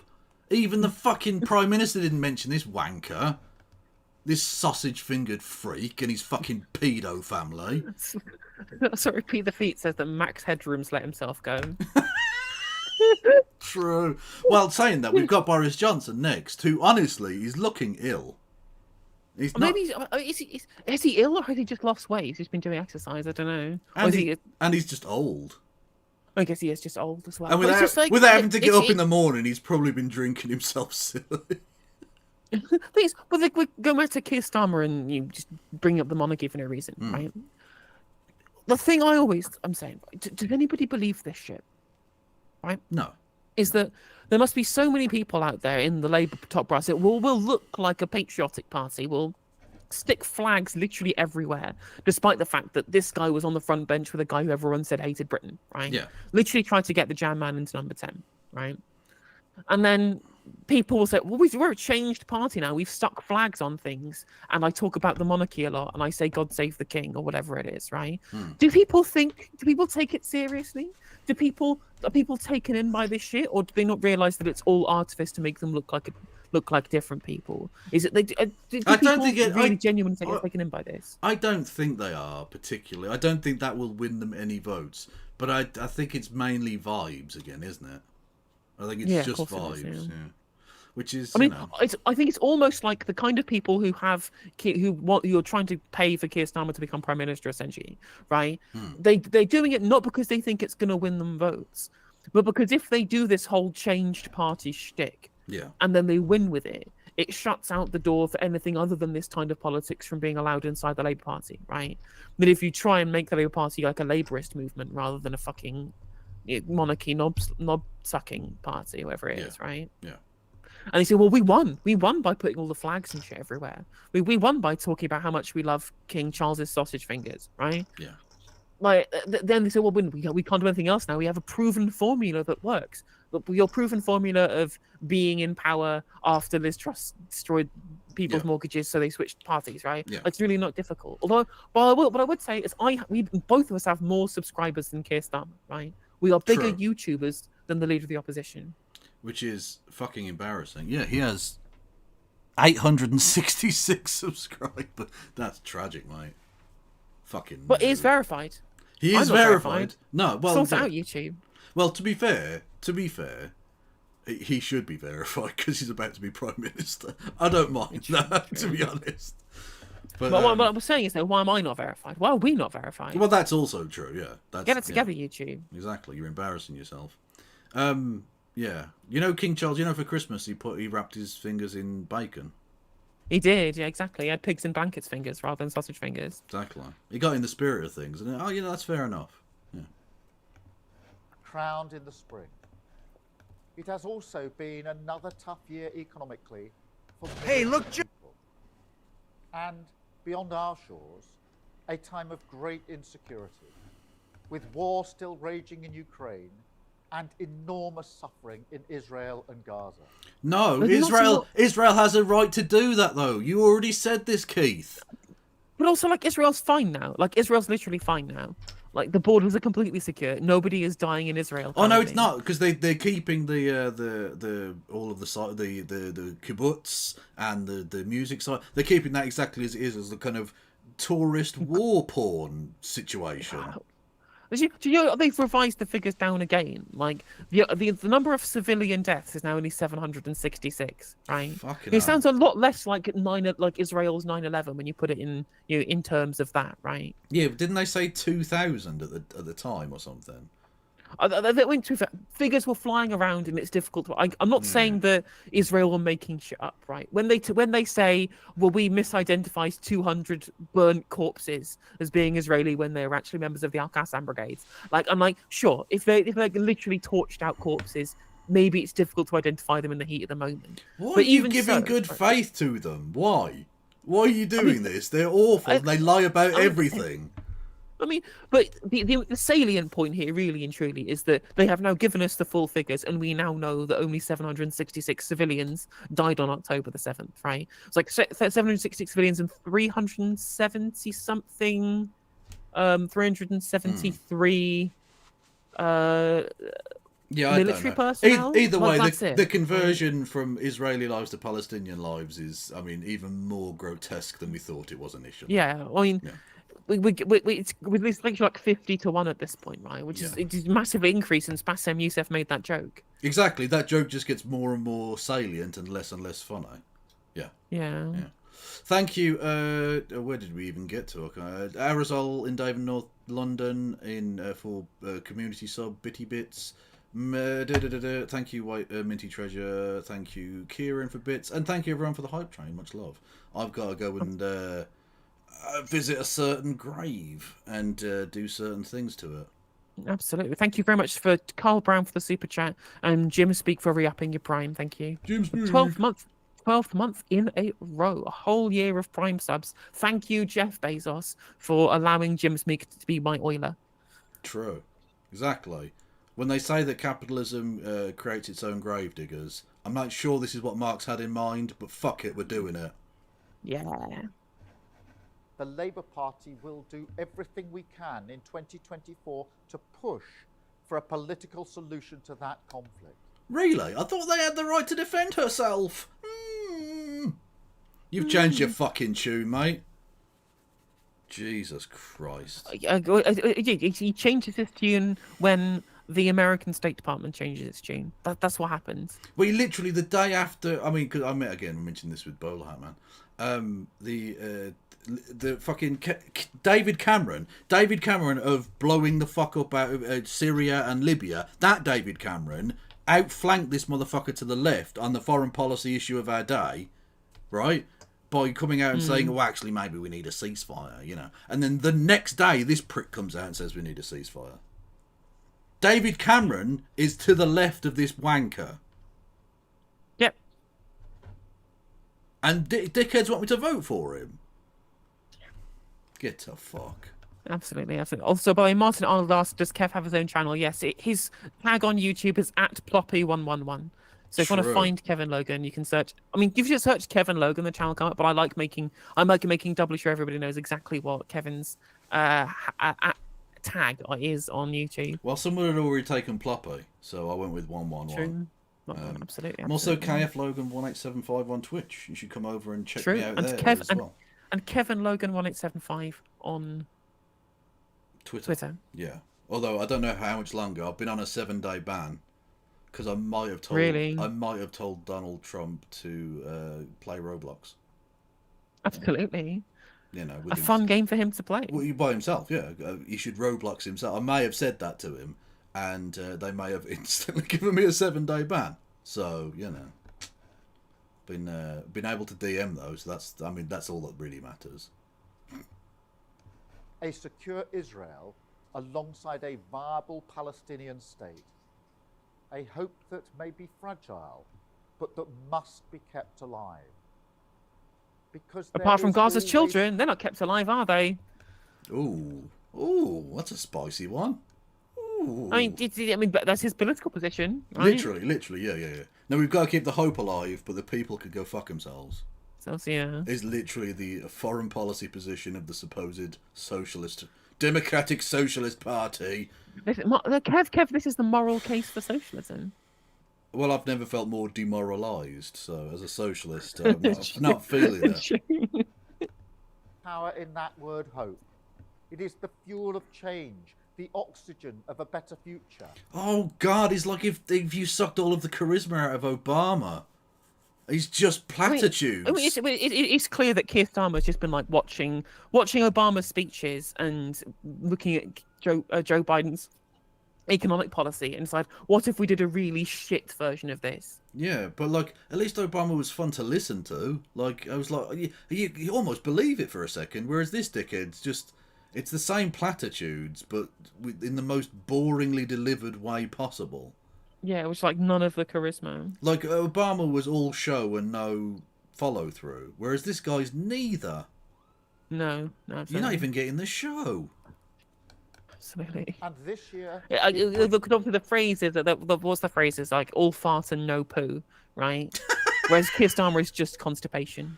Yeah, exactly. He's a heavy meat diet. Absolutely. The power to shape the future of our country will rest in your hands. In the Labour Party, we've been building to this for 4 years. We're confident we have a plan that can move our country forward, end the cost of living crisis, take back our streets, get the NHS back on its feet. Stop the boats. Stop the boats. Come on. Come on. More opportunities for your children. But most of all, I'm ready to renew our politics so it once again serves our country. What the fuck does that mean? I don't. It's just a fucking platitude. It's especially galling coming from a guy who literally just does what his fucking handlers from all of the private investors who funded him wanted him to do, right? Yeah.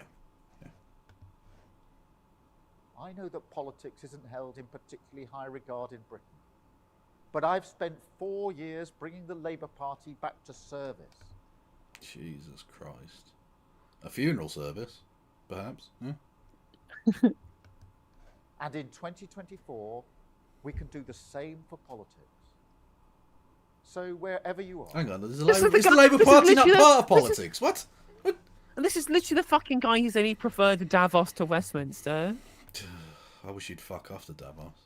Yeah, fuck it. If you want to be a plaything for fucking rich cunts, just fuck off to Davos forever, right? Yeah. Go back to the Tricom Yep. where you belong, right? You're celebrating. Happy New Year. Let's make sure this is the year where together... Make us smile. get Oh, It's no. forcing him to future back. smile. Yeah, they've told him you've got to try and smile. Although, to be fair, it's not as bad as when Gordon Brown tried to smile. Because that was always... He did look like he was constipated. Well, no, It's not there was normal the at all. Frankie Boyle quote of someone's drawn an unhappy face onto their scrotum. Yeah, I mean, just amazing. Again, very good policy type wonk guy, but definitely not. Imagine the a different communicator. world we might live in if the Gillian Duffy moment hadn't happened. To be fair, though, she was a racist old woman. Thing is, he probably should have doubled down. Whatever. It's just funny. It's just funny to me that the line she went with was, "These Eastern Europeans, where are they flocking from?" Yeah, exactly. Well, I look, in much the same way that Phil Lynott asked, tonight there's going to be a jailbreak somewhere in this town, I would guess the jail and or Eastern Europe would be where I would look for where those people are going to happen, you know? Yes, thank you. Who just followed me? Thank you, John Bird. Not the John Bird, surely, for following me on YouTube. Anyway, Boris Johnson had a New Year's message for everybody on GB News. Yeah, again, it doesn't look like Boris Johnson anymore. It's very odd. I wanted to share with you Not this guy. This guy's introducing it, and a different thing. a short, special message from someone that we'll be seeing a lot more of on the channel in the coming year. Oh my god! Oh yes, so much content. Yeah. So much content. So Oh. much. But he looks like a bewildered nana. The Anne Widdecombe resemblance is really strong. Or Tim Martin undergoing chemotherapy. One of those two. And I can't decide which. I think it is. He's just drinking a lot now. He's just Nothing else to wasting away. Yeah. Well, he's not even an MP anymore. He's got nothing to do. Yeah, exactly. Just a Daily Mail columnist once a week, right? Yeah. And even Stealing then, a living. he's phoning that in. Have you seen some of those fucking articles? Absolute rubbish. I would not be surprised if they're ghostwritten, to be honest. They just put his face on it. Hi folks, 2024 is almost upon us. So let's hope that the next 12 months are a great year for our country and a great year for the upstart, insurgent, dynamic news channel that is GB News. I mean, get fucked. I mean, there's been a company man, and then... the upstart with all of those Emirati petrodollars courtesy of Legatum. Yeah. Right? I mean, All honest... that private healthcare money from Marshall Ways. Yeah, true. So Boris Johnson, they're trying to deliver a message of optimism about 2024 being a good year for the country ahead. Suzanne, do you agree with that? I'm really looking literally reminds me of when Boris Johnson tweeted out that picture of himself in New Year's Day 2020, saying 2020 is going to be a great year for Britain, 2 thumbs up, and then fucking all like 200,000 people died. Yeah. Well, my favourite one is still your man with his if we elect Boris Johnson, there's going to be the Roaring *20s, and it's just been like the worst decade ever. literally, just every time he tweets out, just do that in the replies. Yeah. Although he's a big Rachel Reeves fan, though, the successor to Liz Truss, apparently, according to a Substack. Well, of course he is, because she's a Tory. What's going to happen is next year the Tory party are going to get voted in, and then the Tory party are going to get voted out, and then they're going to get voted in on the same day. Well, that's what's frustrating about me. That's why I said before that I had a kind of soft spot for Tom Hart, because at least he admits it, right? At least he admits that this is a fucking conservative party on economics, and that there's no reason for actual conservatives to not support them, all right, or to be unhappy with them winning. But so many people in the right-wing media sphere essentially have staked their career on blue team good, red team bad, the reversal of like the Supertanskis of this world. Yeah. And so even though Keir Starmer just does everything they want, believes in everything that they believe, believes in, says what they want, has the same policies as what they want, right? It's identical to their kind of politics that they want.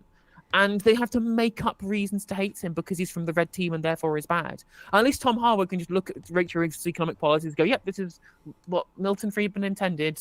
Glad, good, happy with that, right? At least he admits it. Yeah. It's a very telling moment because I think he's a very, again, it's same for my opinions on Fabian Liberty, right? And I hate him and I hate everything he stands for, but at least that he is coherent and honest in a way that, you know, people like the GB News crowd aren't, because they call Starmer a secret socialist when he just isn't. Yeah.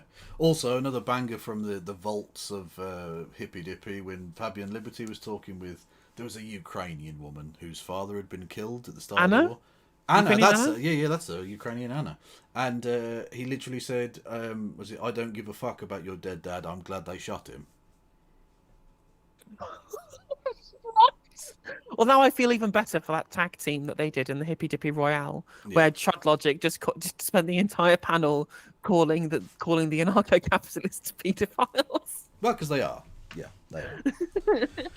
They are. Anyone who's got that much of a preoccupation with debates about the age of consent is sus as fuck. Just saying. It's as fuck, yeah, or child labour. I forget who even was now. Was it last username and Fabian Liberty? I can't remember. I think it was. Yeah, because it was Chud Logic and Aristocracy on the other side. Wow, what a tag team. What a tag team that is. Yeah. Aristocracy, another weird one, a kind of Zionist individual, shall we say. Yes, so, oh, God. So, I mean, like I say, I was going to do the Novara Media thing, but did you have anything else to cover, or what? I don't know. I've already watched the Novara Media thing. Oh, have you? Oh, okay. Well, there you go. There's the new Gary's Economics. Yeah, okay. I'm down with that. Let me drop it in the DMs. Let's go. That's all I can use. He's back now, so... Oh, okay. Good. Yeah, I think I'm probably going to have a few more sort of interesting conversations and stuff on stream rather than just, you know, looking at whatever. Welcome back to Gary's Economics. Today we are going to bring... Oh, hang on. Yeah, so like, I don't want it to just be like internet blood sports. I actually quite enjoyed having a nice conversation with someone for once. Yeah. I mean, the conversation you had with Bowler Hammond was fun to watch. Yeah, that was nice. And I mean, I almost don't care if it's fun to watch. I enjoyed it, and that's rare for political dialogue on Twitch, because it's usually you're a piece of shit, you're a pedophile, go fuck yourself. I'm glad your dad got shot. You know, like it's that level. Anyway, sorry, Gary Economics, the economy, what you've missed. Let's go. Welcome back to Gary's Economics. Today we are going to bring you up to speed with everything that has happened on the economy. Everything ever. So I've been away for 6 months. So starting off, I want to do a video. If we go back to year 600, right? Right, we'll start there and then we'll work forward. Yeah. Bartering was instituted as a system. You have to go through all of that. The first Roman denarius was minted. Oh, you've jumped straight to coin-based economies. Good lord. Yeah. So basically bring you up to date with everything that's been happening in that time on the economy. The first thing to say is that really, in many ways, nothing has changed. Things have continued to progress, basically in the way that I expected that they would, the way that I've been saying that they will. And this is because, in my opinion, the economy continues to be dominated by the enormous amount of money that was transferred from government to very rich individuals during COVID. Those numbers have increased slightly. So honestly, I think we will look back on that time as one of the great heists that's ever existed. Exactly. The amount of money that was transferred is just I mean, beyond anything that happened in, the Gilded Age, or the kind of corruption of the vast industrial projects of things like the Transcontinental Railroad in America, or the building of the canals in Britain. Like, literally, the amount of public money that was pissed into the pockets of already phenomenally rich people has just unbalanced everything, beyond the point that it was already fantastically unbalanced anyway. Well, exactly, because not only did they get just shoveled loads of money into their pockets anyway, and like business loans and things to keep them up during when the economy was shut down, plus all of the actual cronyism that happened in the background, all of the money that got doled out in furlough, that didn't circulate in the economy. It went up into the pockets of the businesses that were being subsidized during the economy because people weren't working, right? So then that money just went into the pockets of shareholders, who then used it to inflate asset prices even further. Yep. So it's not just like, that's why he talked about, was it like hundreds of billions of pounds just sitting in the rich, just sitting in the pockets of the rich. Yep.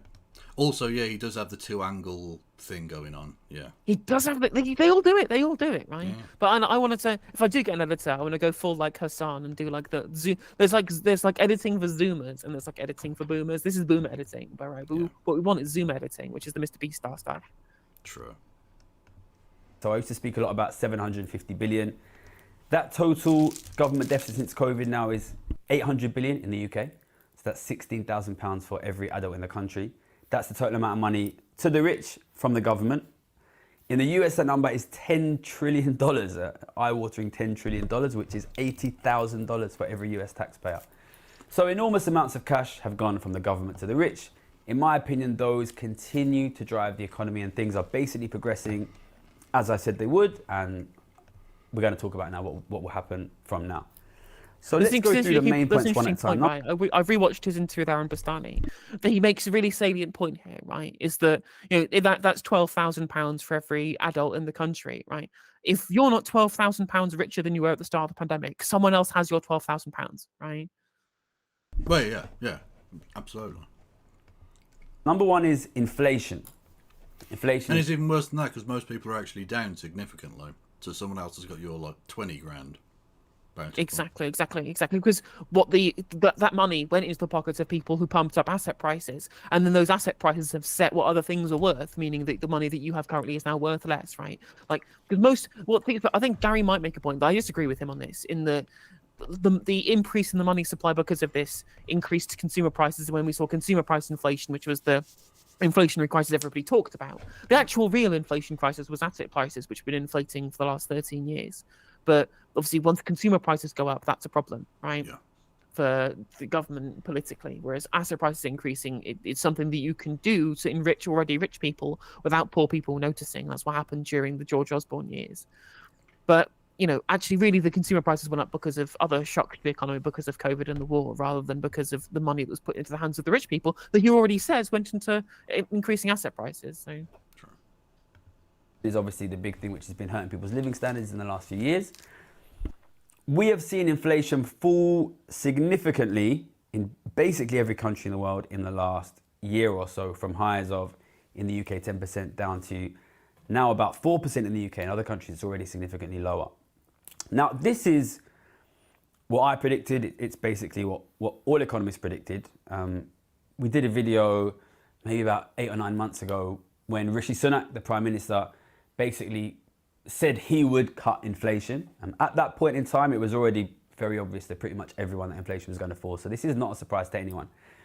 Now, for me, this is pretty much in line with what you would expect if you see a one-off massive cash gift from governments to the richest.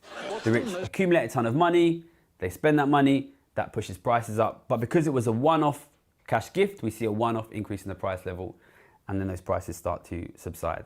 See, that's why I think he's wrong. Some people think inflation will come all the way down. And that, because he talks in his video about the asset economy, that money goes into asset prices. It doesn't affect consumer prices, right? When he says the rich spend that money, they're not out there buying bread. They're not out there buying clothes. They're not out there buying consumer electronics. They're putting money into stock options. They're putting money into housing, they're putting money into yachts, they're putting it into things that accumulate value over time. They're not spending on consumer items. So this line that he goes with, well, this extra money they have is what's putting prices up, I think is completely incorrect, or consumer prices anyway. Yeah. Whereas this same theory of having the singular spike in inflation that then goes away once we get used to it, that's also what happens if all the input prices go up because of supply chain shocks, or because of all of the Russian oil getting turned off and the supply being constrained within wholesale gas markets, right? And that energy price had knock-on effect the rest of the economy. But then, of course, once you get used to those new prices, the hump then stops. Because when he says, well, inflation was going to come down, did you know that monthly annualized inflation rates in June was 0%? So prices literally Really? haven't risen at all Wow. for the last fucking 6 months, right? But the inflation figure is a 12-month rolling figure. So prices were still rising in December last year, or at least they were a bit, right? Or the few months before that. So inflation falling is just the high inflation figures from November, October, September last year falling out of what we would consider to be the inflation over the last 12-month period, when really, actually, prices haven't been rising since June, which makes it extra doubly frustrating that the Bank of England kept rates high because they were saying that wage increases might make inflation sticky, saying you're asking for too much pay rises, right? You're asking for too much of a pay rise when inflation is this high, when even in June prices weren't even rising. There was never a fucking wage price spiral. It's bollocks. Yeah. Down to 2%, which is the target. Some people think it might struggle and stick around these 3% levels. Personally, I think we probably will see inflation fall relatively quickly. And that brings us to number 2, which is interest rates. Now, the central bank, Bank of England, or the Fed if you're in the US, moves interest rates to try and manage inflation. So since inflation is falling, the expectations for interest rates have also fallen. Now, also, it's really interesting that basically in neither country is the fact that we have these unelected pricks having such a massive impact on the economy. That's just accepted. Thanks, Blair. That's just normal. Yeah. Amazing. I don't remember electing my member of the fucking Bank of England Monetary Committee. Yeah, exactly. How can I remove them from that position? Oh, you can't. Shut up, pleb. And what's great is that Rachel Reeves says that she wants to make more of our economic decisions be in the hands of rich technocrats rather than the democratic majority. Whoop, whoop. Well, it's good to see that finally the establishment in Britain are just being honest and saying we don't trust that the British people can make their own decisions. Self-determination's a bad idea, actually. We know better than you. That's unironically true. That's exactly what these people believe, right? Yeah. And this shit gets increasingly fueled by fucking middle-class, #FBP, people who are never affected by austerity bellends, who are just like, oh, I want politics to be boring. I want to forget about politics. I just want to have people in charge who know what they're doing and to not have to think about it. We don't have the luxury of doing that. We don't have the luxury of not stopping thinking about politics, you fucking privileged entitled bellends, right? We don't want technocrats in charge to delegate democracy to. That's fucking Look, nightmare. It's dystopian. These middle class people just want to go back to grilling and not giving a fuck about the malfeasance of their leadership. They were fine when it was just being hidden and it was poor people dying, but now some vaguely rich people are feeling a little bit of a pinch, and that's not okay. You know the fucking worst of these people. You know the worst of these people is. Do you know who Nicholas Tyrone is? No. So he's a columnist. He's been for the fucking Spectator before, of all people, right? Nice. He's a Lib Dem, right? He once wrote an article in 2016 called "If you prefer David Cameron to Jeremy Corbyn, you're not a conservative, you're just sane," or some shit. I do remember that. Yeah. I do remember that. And this guy then got mad at David Cameron because of Brexit, because this is the only thing that matters. Literally got a podcast called This Week in Brexit Land. He's fucking obsessed, right? No, don't get me wrong, Brexit is bad, right? I think that it's bad. But the people who are obsessed about it, especially this kind of guy, they fucking drive me insane, right? Because he keeps talking, he's obsessed with the jam man, fucking real proper like Corbyn derangement syndrome individual. Yeah. But you know that he voted for David Cameron in 2015, or might vote for the Liberal Democrats. Either way, same shit, different party, right? And this guy's married. This guy's married to fucking Polly Mackenzie, the guy the woman who ran the Liberal Democrats election campaign in 2015, the same one where they went into coalition with the Conservatives, and she was the one who literally did the tweet saying we traded 5p bag charges for benefit sanctions. Yeah, amazing. cunt. And there's always Massive cunt. every one of these people who'll say, you need to back Keir Starmer no matter what, even if you don't necessarily agree with all his politics and blah blah blah. We've got to get rid of. It's so important we get rid of the Tories. There's always a tweet from them saying the exact opposite when Jeremy Corbyn was in charge. Literally every single time, it's about without fail. Yeah. Right. Thank you, Mithril, for the 5 gifted. Much appreciated. Go back and look at my predictions earlier in the year for interest rates and house prices, which we'll get onto next. I said interest rates will keep rising, and then as inflation falls, we'll probably start to see interest rates flatline. At this point, markets are basically expecting that to happen. So the Bank of England base rate is up to 5.25 now. They didn't change at the last meeting. Markets now expect that will basically be the top. It will stay at 5.25. As inflation falls, interest rates will start to fall again. There's a lot of argument about how far they will fall. Markets think that they'll probably come down to eventually about 4%. That might take a couple of years. Personally, I think that inflation will fall further and interest rates will end up coming down lower than that. But that will depend basically on government policy, which we'll get onto after we've spoken about the economics. The next thing is house prices. Now, I was very aggressive in predicting house price rises from the very beginning of COVID, and we did see very aggressive house price rises at the beginning of COVID. To be fair, predicting house price rises is not a bold suggestion. Yeah, like, that's true. I mean, like, literally all of government housing policy is how can we best further inflate the ridiculous bubble that is housing. Oh, so I did a whole segment about it because Rishi Sunak's going to bring back Help to Buy. It's just like just need to subsidise demand just a little bit more.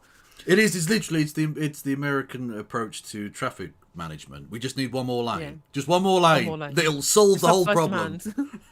Exactly. It's ridiculous. The thing is, what Gary is a sensible person when it comes to this shit, and spent the entirety of the pandemic saying, house prices will go up.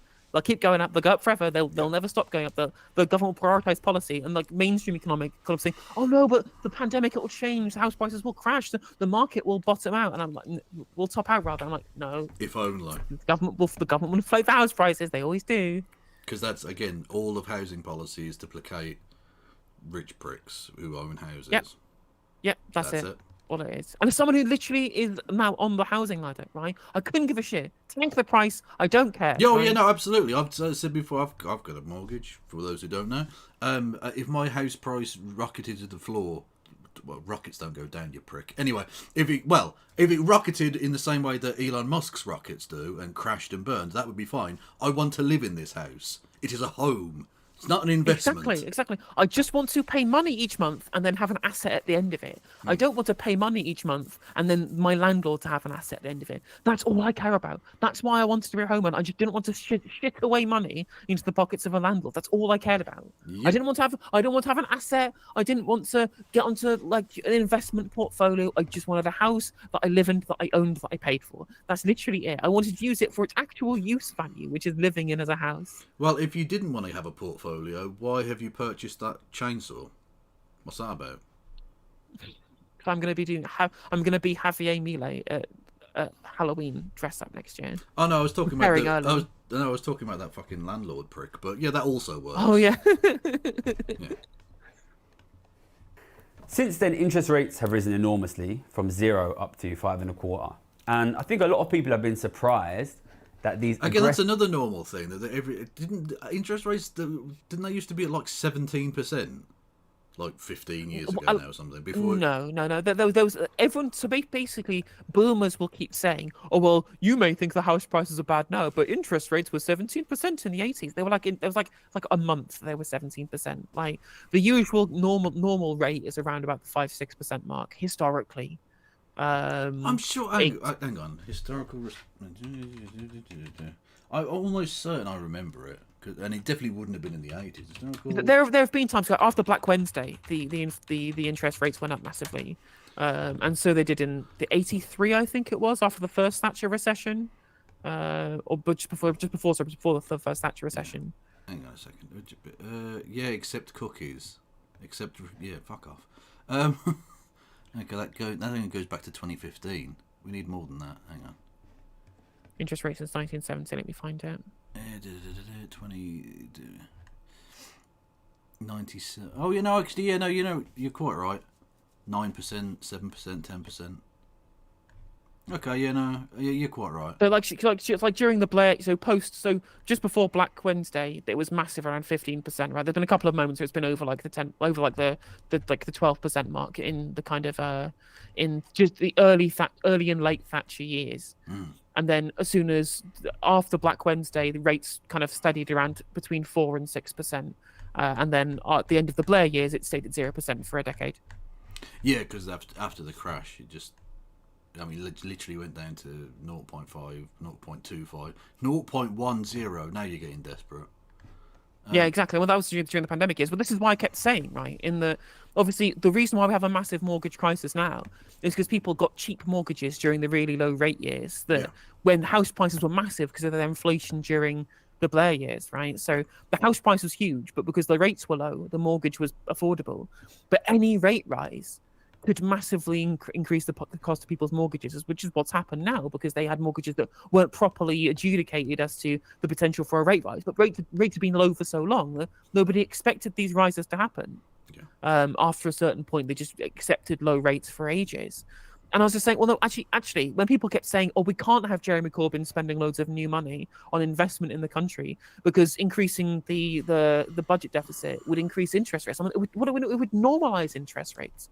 Austerity, fiscal austerity from the state under George Osborne had kept us in a liquidity trap for 10 years. Right? The economy was going nowhere and moving nowhere, only buoyed by the fact that we'd had mass immigration during that period. The only thing that keeping our country from going into recession in that period was all of the new people increasing the size of the economy. Yes. And then from there, what we should have had was Jeremy Corbyn coming in and getting us out of the liquidity trap, putting loads of new money into the system, investing in new businesses, investing in startups, investing in cooperatives, also bringing things in house, right? Yeah. Also, the mass immigration you were talking about, whilst not increasing the supply of housing, further increasing the cost of housing. Exactly right. Exactly. You're absolutely right. Because the government was spending no actual money on things that matter. They're spending money on making the stock market fine, but they weren't spending money on social services or any of that shit during that period. No. So the actual interest rates stayed very low just despite all of that shit. So the landlords that they created over that period, right? All the people who were umming and ahhing about voting for the Conservatives in 2010, who gave the majority in 2015, were the kind of people who had low mortgages for that period and thought, oh, I mean, Ed Miliband's a nice guy, but David Cameron's been Prime Minister, and my mortgage rate has stayed low, and my house price has increased. So why not stick around? Why not keep him in power and I'll gain loads of extra housing equity? I mean, that's my theory on this. I'm going to have any... Yeah, there are probably some polls that could approve or disprove that. But let's shovel the bodies of more poor people onto the fire of my house price. I mean, that's basically the kind of impression that I get. If you subscribe to my theory that incumbent governments basically only lose when they fuck up house prices, because it happened to Major, it happened to Blair, and now it's happening to Sunak and Truss. Yeah. And if house prices really are the thing that matter when it comes to elections. I don't think it's just house prices, but certainly in the era of Thatcher economics, house prices are so strongly correlated with economic performance in some ways essentially because of all housing policy is dedicated to just placating those particular groups of people, that when you lose those groups of people by fucking up housing and you fuck up everything else in the economy too, you're likely to lose. Because generally speaking, a government that has a majority gets voted out. No, the opposition don't get voted in, as such. Yeah, it took a special moment in 2017 for it to even be kind of close, really. Yeah, it took the worst campaign in the history of campaigns. Like it really literally, Theresa May. I mean, I'll be honest with you. The idea that making women prime minister would be necessarily a good thing is not greatly advertised. Yeah, by the the fact that a bunch of bullshit apparently. Yeah, feminism can fuck off and die because the 3 Tory prime ministers who've been women have all been dog shit in their own way. Like, do you know what I mean? Like, to be fair, all of the men are also cunts. So, like, it's not universal. I'm just saying the kind of old idea that if we just made women the leaders, everything would be fine. Not true. Not actually true. And therefore, women shouldn't have the right to vote. Sorry, I've been hanging out with Lecture Fan. I don't know if you've noticed. He's been a bad influence on me. So anyway, yeah. There's only 17 genders, so... Yeah. Aggressive interest rate increases have not led to aggressive house price decreases. For me, I think this is quite understandable when you understand that an enormous amount of cash has been accumulated by the rich. Now, when interest rates go up a lot, as they have done, many of you will have seen mortgage rates go up, it becomes very difficult for sort of middle-class people, especially poorer people, to buy houses because they rely on mortgages and those interest rates have gone up. But in the same time, the rich have accumulated an enormous amount of money, which means that they are able to buy houses basically without using a mortgage, using a very small mortgage. So I think what we've seen is two things basically. That's so true, Rohak. There is a very good reason, a very clear delineation as to why Helena goes on Navarra and I go on Hippy Dippy. It's, you know what? Horses for courses. We all exist in our habitats. Mine happens to be the swamp. As interest rates have gone up, rich people have been using their cash savings, giving it to their kids, giving it to their grandkids to buy houses without mortgages, which is why house prices have not fallen despite these big increases in interest rates. And the second thing is that rich people are able now to get high interest rates. Do you not remember me as well? Like literally a year ago, saying exactly this would happen. Yeah. Right. Yeah. I literally said this the exact thing. I mean, mostly because the kind of shit that Gary was predicting at that point. I was probably agreeing with that kind of theory. But the FT did this article a couple of months back. I think we looked at it on stream. So look at this biggest section of new home buyers are all buying with cash. I'm like, yeah, no fucking shit. They've got extra £700 billion. What else they're going to buy? Yep. So they're sort of sitting on the cash they've got, getting a high interest, using it to buy houses. This has meant that we haven't seen what a lot of people have predicted, which is house price falls. Now, I think house prices is interesting for me because I think probably what we will see next is interest rates will start to fall as inflation starts to fall.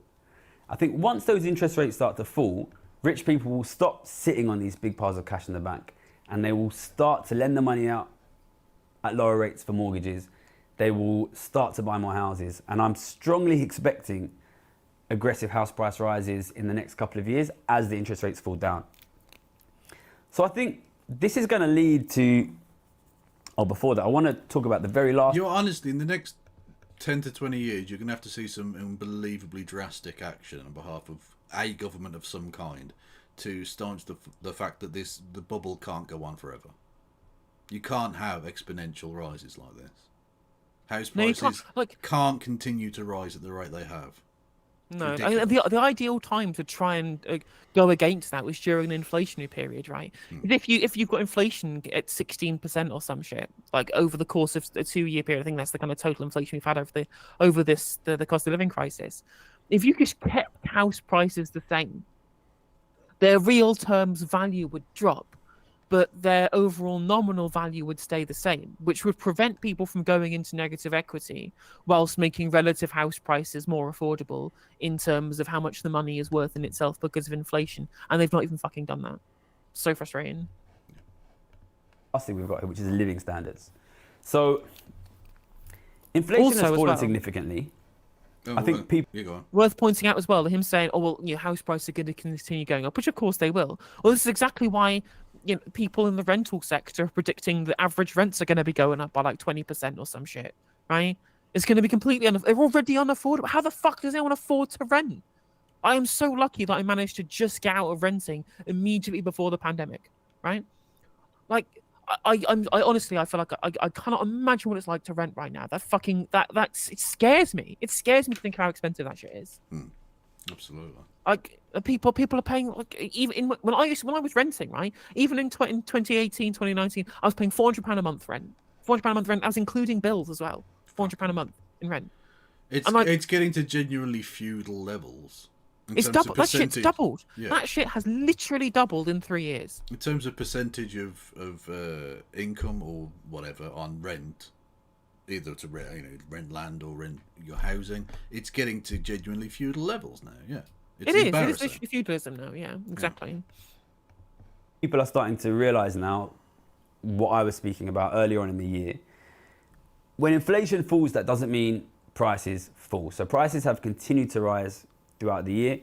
Prices have consistently risen more than wages, which means even as inflation has fallen, living standards have continued to decrease. The way I see it really is, during the 3 years of COVID, we paused the economy and rapidly increased inequality. If you pause the economy and rapidly increase inequality, when you unpause the economy, it is inevitable you will see a significant fall in living standards. I think that is basically what we're seeing now. The question is what happens from here, because I think the way that the economy is being presented in the media at the moment is largely that we are in a recession, and I think that kind of gives the implication that there's a temporary period of decreasing living standards, and then we'll have a recovery. I think if you want to... Well, because ironically, it's the boomer thing of every generation having a better living standard than the previous one, which ironically has been destroyed by the boomers. I like the boomers in it. Yeah. Sorry. Boom. I know there are loads. 100 people watching, so I'll probably ask some boomers in chat. I know my YouTube demographic is older. We're not talking about you, right? If you kept voting Labour throughout that period, right, we don't blame you. Yeah, there are loads of really great boomers, right? Loads of great boomers, but unfortunately, your generational brethren are largely garbage people who should get in the bin where they fucking belong, or indeed get in the ground at this point, basically. They're old. What? I'm not, like, the cold embrace of the Reaper awaits us all. Anyway, because they've literally voted for their own self-interest at the expense of their children, grandchildren, and now great-grandchildren. And they're continuing to do it. Well, that's it, right? That's it. We're getting the trebuchet, yeah. That's literally it, right? They got gifted a bunch of equity, right? In terms of housing, in terms of stock options, in terms of money that got siphoned out of the building societies, right, during the Thatcher administration. All of the extra new ownership of assets that they had over that period. And so what they've done is vote to protect those assets over time, right? So even if they're not bad people, the material interests, right, the combination of their increased material asset wealth, along with an economic ideology within the country of greed being good and selfishness being a virtue, and individual financial gain being seen as some kind of edifying act in as of itself, has led to a political culture in which they continue to protect their own material interests regardless. Yeah, I don't even think for a lot of boomers it's about the selfishness. And there's no doubt that greed is good, Gordon Gekko bullshit is definitely a part of it. But I think for a lot of boomers, actually, they come from a generation and a time where the kind of plenty that when they came of age economically, the plenty that was there for them to take advantage of wasn't taken for granted. It wasn't a thing that they were necessarily always going to have. And so the sort of self-protection aspect of having what you have and holding on to it for dear life makes a lot of sense when you come from the kind of scarcity of the kind of post-war Britain that they grew up in. But it doesn't when you then got the national assets, like you say, being sold off and them just grabbing hold of it, and then no one else can have anything. That is it's. I once saw a fantastic thing about how the propensity for obesity in former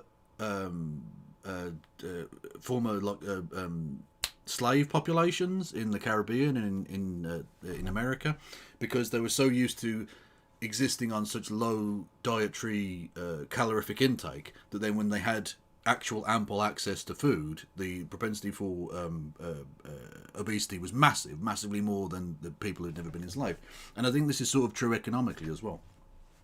That they've come from a period where they obviously didn't have access to necessarily that amount of money when they were very young, and Britain was kind of struggling in the kind of post-war period. Then when you sell off those national assets, they've gotten fat on it, and everyone else is fucking starving. And they don't seem to realise, our grandchildren are fucking starving. Because they don't really care, I think, for a lot of them. They're happy just I'm There's rambling. really it creates really interesting cultural things as well. I think I've mentioned this on chat before, but I think it's worth pointing out again. I think it's a really interesting thing that I've noticed, right? So you know how the avocado toast shit became a meme? Indeed, yes. And it's really interesting when you think about the kind of economic attitudes that people who grew up pre-neoliberalism and post-neoliberalism, when if you were growing up as a 20-year-old before Thatcher or kind of during the Thatcher administration, I guess the boomer types would they would be in their mid-20s during the Thatcher administration or during the early years of the Thatcher administration, right? Before then, never seen an avocado before. Never. Yeah. We know the country never had avocados, but in a post-neoliberal world, in a post-globalization world, avocados have become commonplace. So they've gone through this period where, in their formative years, where economics was something that you had to pay attention to because you weren't rich or you weren't well off or you weren't comfortable, right? Avocados would look and seem like some fucking total bourgeois, unjustifiable luxury purchase. And then over time, right, that's the opposite is true. And now you can buy avocados for 60p in Lidl or some shit, right? Yeah. But because culturally to them, eating a bunch of imported fruit and veg, it seems to them like in their minds, it's what it's like before globalization happened, and it feels like it should be a luxury, even though for all of us, we've just grown up knowing that avocados are cheap as fuck, right? We all realized it, you know. All of our food is random shit imported from Morocco or from Israel or from wherever a country in the world, you know, getting our Mediterranean blueberries or whatever it is. Avocados from South America. Yeah. But they will mock us for doing things that we know are well within our budgets. But you know, when really and truly the actual broad strokes of the economy that have actually really changed and gotten worse, they don't recognize that either. But they don't draw the same comparison between what's gotten easier, which is buying posh fruit and veg, and what's gone way harder, which is buying, you know, houses and paying the rent. It's much easier and falls very much within the purview of the pull yourself up by your bootstraps kind of bullshit fake mentality that they try and push on people, because it's much easier to mock someone for having avocado toast once a week or whatever and saying, well, that's the reason you can't afford a house, than the structural issues in the economy. That's a lot more difficult to explain. Yeah, it's really super difficult to be able to wrap your head around how that kind of thing can happen just by kind of state policy or macroeconomic policy changing or global politics, like the trade policy changing. Right? And it's the basic kind of liberal and conservative brain rot of everything's about personal choice. Everything's if you can't afford a house, that's your fault. If you can't afford to do something, that's on you specifically. And of course, there are systems at play that mean that you can't do all of these things. You know? Exactly. And if you've worked your entire life, and they have, right? Boomers have worked their entire lives, and they deserve good pensions. They deserve getting the dividends of what of the productivity that they've contributed to this society, right? Yeah. And what they get and the things that they've gained, they should be, they have been remunerated for, and I think that's a good thing, right? But we also work just as hard as they do, and they can't get their heads around the idea that we could have both worked just as hard as each other, and they get better dividends because of the way the economy was set up for them than we have based on state policy. That's difficult to get your head around. Like, another comparison I make is that they'll say, oh well, millennials and Zoomers, they get to swan off on, you know, holidays. They go and package holidays all the time. We never did that when we were your age. I'm like, yeah, because holidays now are cheaper than a month's rent, right? And that's not because holidays are cheap. It's because rent is fucking expensive. Yeah. Or that thing, you know, when I was your age, I'd already bought my first house. Yeah, because it cost fucking £5. Whereas now a fucking a shoebox in the centre of London costs you £500,000. Do you know what I mean? It's ridiculous.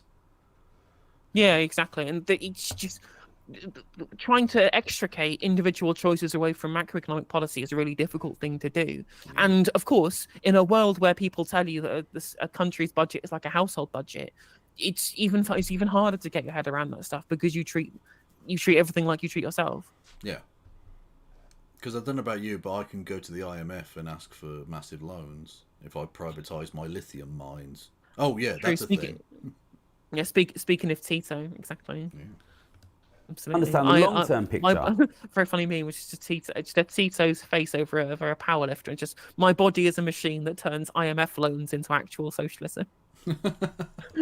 It's important to understand basically the sort of second round effects of this large amount of money that has gone to the rich. So up till now, the rich, because they've been getting higher levels of interest, have been relatively happy to just sit on that money and accumulate the interest.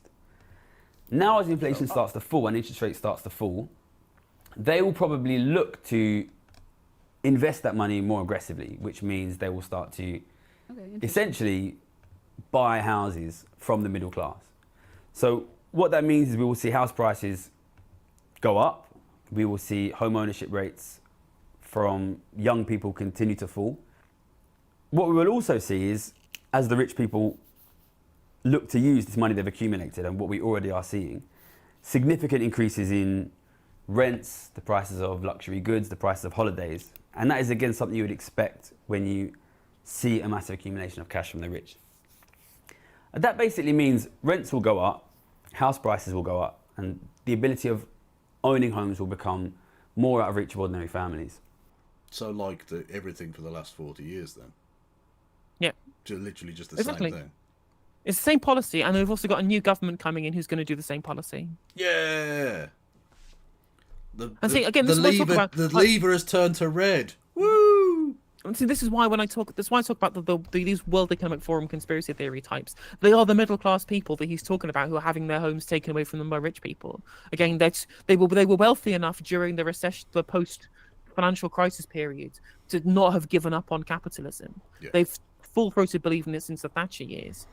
But now, in a post-pandemic world, they're seeing their assets rot away as the rich have gobbled up like this the tyrannical feeding machine of capital has taken all the working class people's assets. There's nothing left to take away from this gigantic, immiserated mass of people, right? They're going to come after the middle classes now.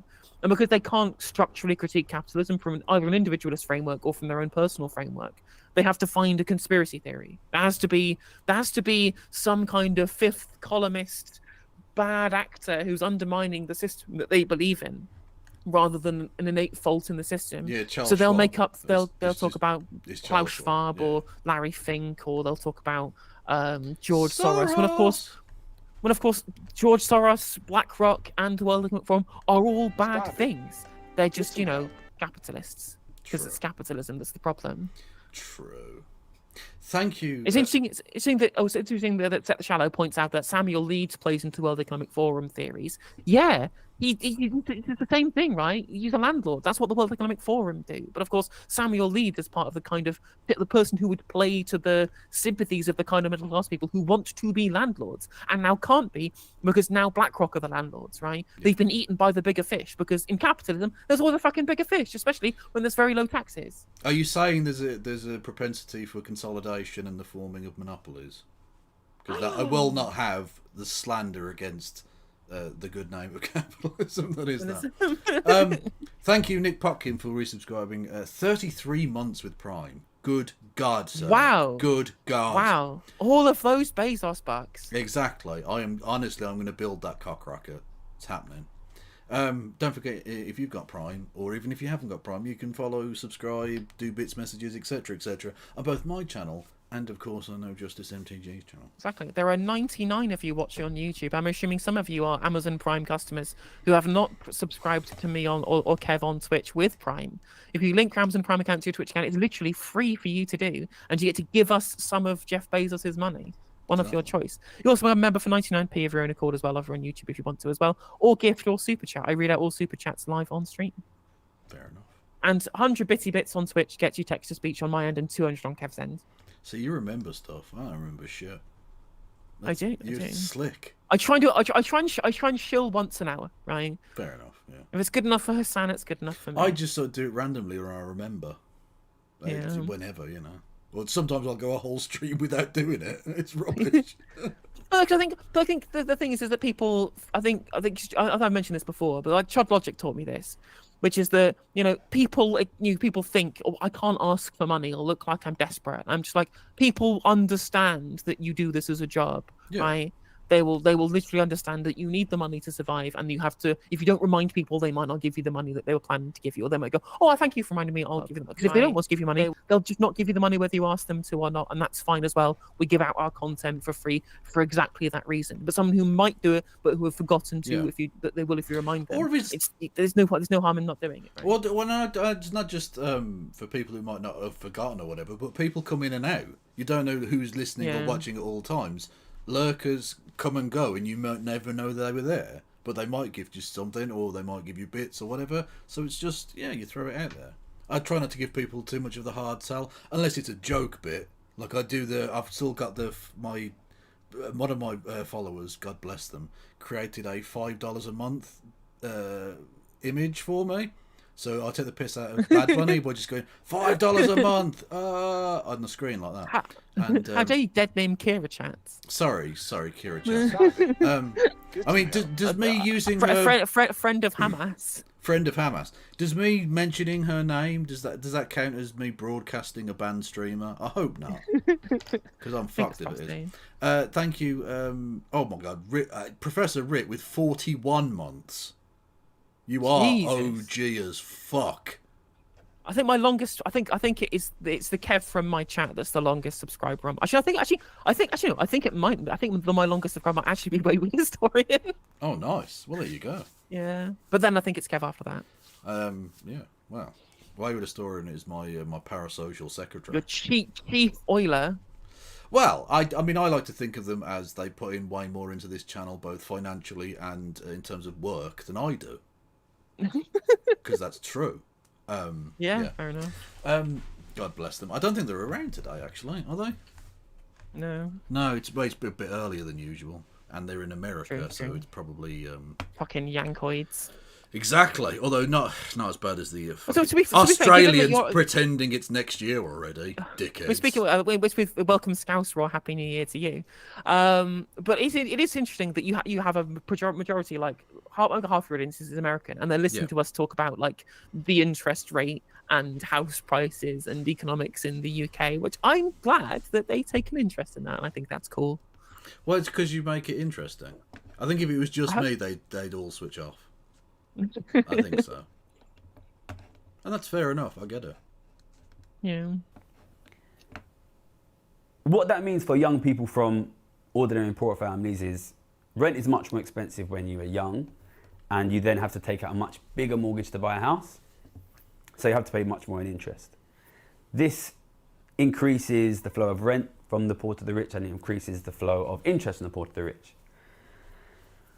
We also have a massively increased government debt, which means that the government is now paying interest to the rich. You are paying interest to the rich much more on your taxes. So all of these second round effects are essentially bad.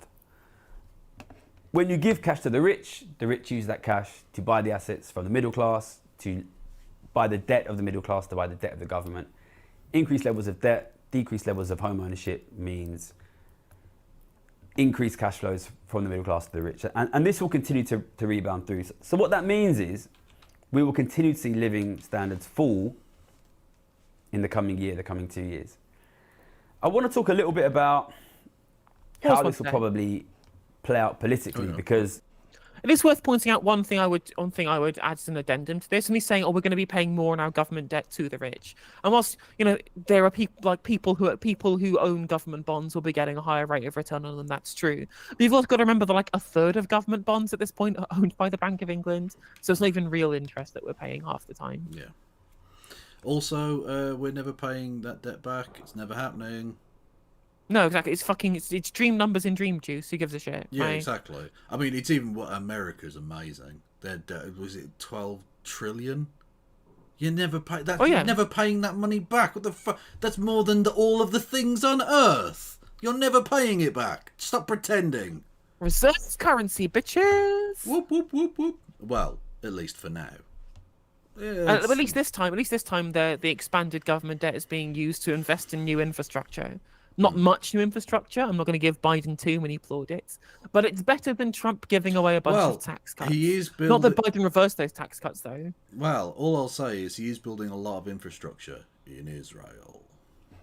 You literally, you Bypass- can't get healthcare. bypass because Congress. Americans can't get healthcare because Biden has to spend $14 billion on weapons to blow up Gazan children. Whoop, whoop, whoop, whoop, whoop.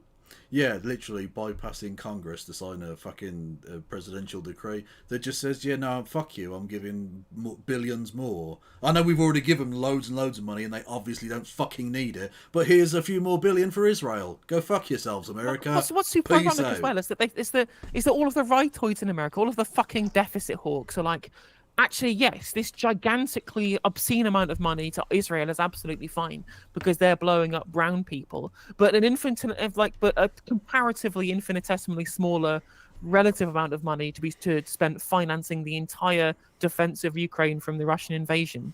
I think that's far too much money. Even though, from an American perspective, the return on investment on you get for providing Ukraine with arms geopolitically, it's fucking gigantic, right? Absolute monumental return on investment. Whereas you get nothing. You get nothing for your return on investment for blowing up Gazan children, other than more people not voting for Joe Biden in the next election. Well, he's trying to lose. Well, with these presidential, what's it called, presidential decrees, whatever the fuck they're called, things. Executive orders. Executive orders, there we go. They always get challenged by Republicans, right? They challenge the one about student debt relief. They challenge the one on healthcare reform. They every single one. I guarantee you they won't challenge this one. Yeah, I checked the shallow points out correctly. Actually, it's absolutely right. And the Ukraine aid is mostly material aid. It's the HIMARS and shit like that. They already have access. They already have this stuff because they already have a fucking massively overinflated, bloated, ridiculous military budget. They can just throw hardware at Ukraine because they've already got it on their inventory. Whereas the money that they're giving to Israel is just fucking cold hard cash. Yep. Well, it's still my favourite stat ever to show you how bloated the American military budget is. America has the 2 largest air forces on Earth. Yeah, it does. It has its own air force, and then the Navy's air force is the 2nd largest air force on Earth. It has the 2 quite literally overkill. Quite literally. So I'm pretty sure maybe I'm wrong on this one. Septichar was asking if Israel's aid is also material. I think it might be some material aid there, but I think that they have been given in cash. I think I was reading stories that Israel's economy is tanking because they're spending so much on their, not on the occupation effort, right? Yeah. They're spending so much money on foreign policy that their economy is tanking and it's hitting people in the. They're so desperate to kill Gazans and Palestinians in general that they're prepared to tank their entire economy. Yeah, so I think that there was definitely a lot of what's going to Israel is cash. Oh, sorry, I do apologise. It was the US Army's Air Force is 2nd, the US Navy's is 4th. 4th. So if they got 3 of the top 4. I know. Is China 3rd then? It has to be, surely. For fuck's sake. If China only has the 5th or lower, that would be mental. It's a fucking 1.4 billion people. What the fuck? Anyway.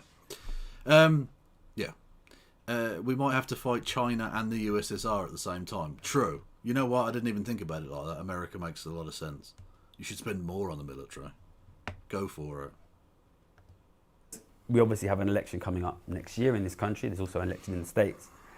I think the most important thing you need to understand if you want to understand the future of the economy is that inequality has greatly increased. Well, I was going to joke. I was going to pause it and say the thing you need to understand is we're all fucked. But I think he's going to basically say that in more words. It's true. I mean, he is. I mean, are we really to see what's going to be super interesting is how Gary's channel changes when the new government comes in. Because I think, I hope that now that he's back and he's going to have to analyse Keir Starmer and Rachel Reeves being fucking shit. Yeah. But that some of the people might actually have a wake up call. Yeah. Well, to be fair, I will give them a few weeks to see exactly how things start to settle in. Like, are they going to be as appallingly shite as we think they are, or maybe it might be slightly better? It could be a lot worse. Who knows? But you've got to give them sort of a chance, I guess.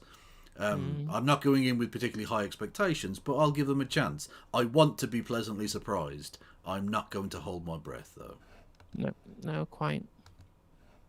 So it is inevitable that living standards have to fall further. I think that will probably dominate the political environment for some time to come. I don't think any mainstream political parties at the moment are serious about reducing inequality, which means... Sean, you know what? You've pieced it together. They need the two largest air forces so that when they have their inevitable civil war, they've both got big air forces. It's, you know what? Modern problems require modern solutions. They've nailed it. Well done.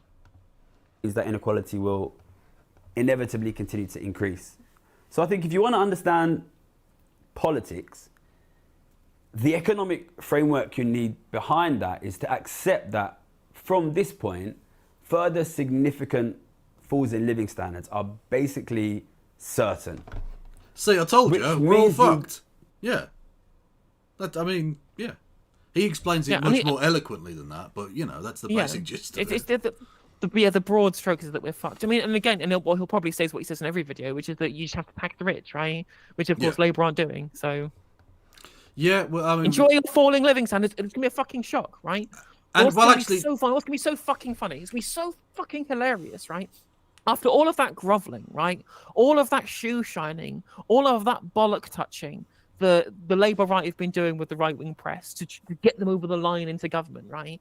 That it's going to be hilarious when the first budget happens and all of that goodwill just goes and suddenly they all fucking turn on him. It's going to be so funny. It's so fucking funny. Look, I can't wait till they come out with their red Kia headlines or something, yeah. Yeah, it's Chairman Mao-styled limousine, I don't know. Yeah, exactly. What was I going to say? Oh, fuck. An extension of I'll give the Labour government a few weeks to see what happens. I will also give the commentariat, the people like Gary, you know, although he's not the worst at all, but there are lots of people like that, the kind of Labour gobshites. That's what they are. Stenographers. They're stenographers. Yeah, That's what they are. I will give each and every one of them a few weeks in to see how they're dealing with it. If they intend to just be, like you say, stenographers, then they can go fuck themselves, and I will readily rip into them. But there might be one or two who have a rude awakening and realise, oh, actually, I've been a rube. I've been played here. And I will give a lot more respect to those people for at least being intellectually honest at that point. But I don't expect many of them will. But again, you know, I don't have high expectations, but I want to be pleasantly surprised. Yes. If Supertansky comes out as like anti-Kia at some point, that would be the best thing ever. That would be very funny. But I'd imagine the centrist dance would melt down. What would happen to our Patreon income? Also true. I don't know. Maybe she could become a leftist where all the money is.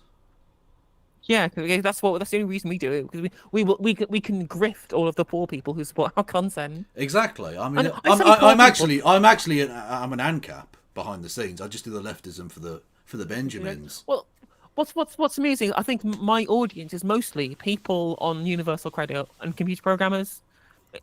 It seems to be the only people who watch my channel, at least on Twitch anyway. Oh, well, I mean, I don't think my audience are educated enough to be computer programmers, to be honest. My parents met as computer programmers. Is that true? Oh, that's nice. Yeah. My they're both my computer two programmers in the 80s. met in a pub. Literally. I'm sure it wasn't. That's it. There's the fucking British dream, isn't it? It's the British dream, true. The pub's still there as well. Anyway, what was I going to say? Fuck. Honestly, I did have a good point to make. But in typical Logan fashion, totally forgot. So you'll just have to take my point. My suggestion that is absolutely, it would have been a banger. Fact. What you'll see is continued dissatisfaction in whichever political party is in power, be that Conservatives or Labour or Democrats or Republicans.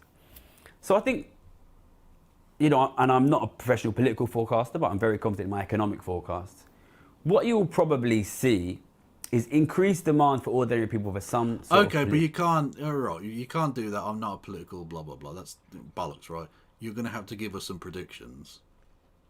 Who's going to win and why type deal.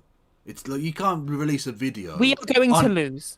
That's the prediction. Well, the prediction the is British public will lose. Well, and the American public will lose, because of course, right?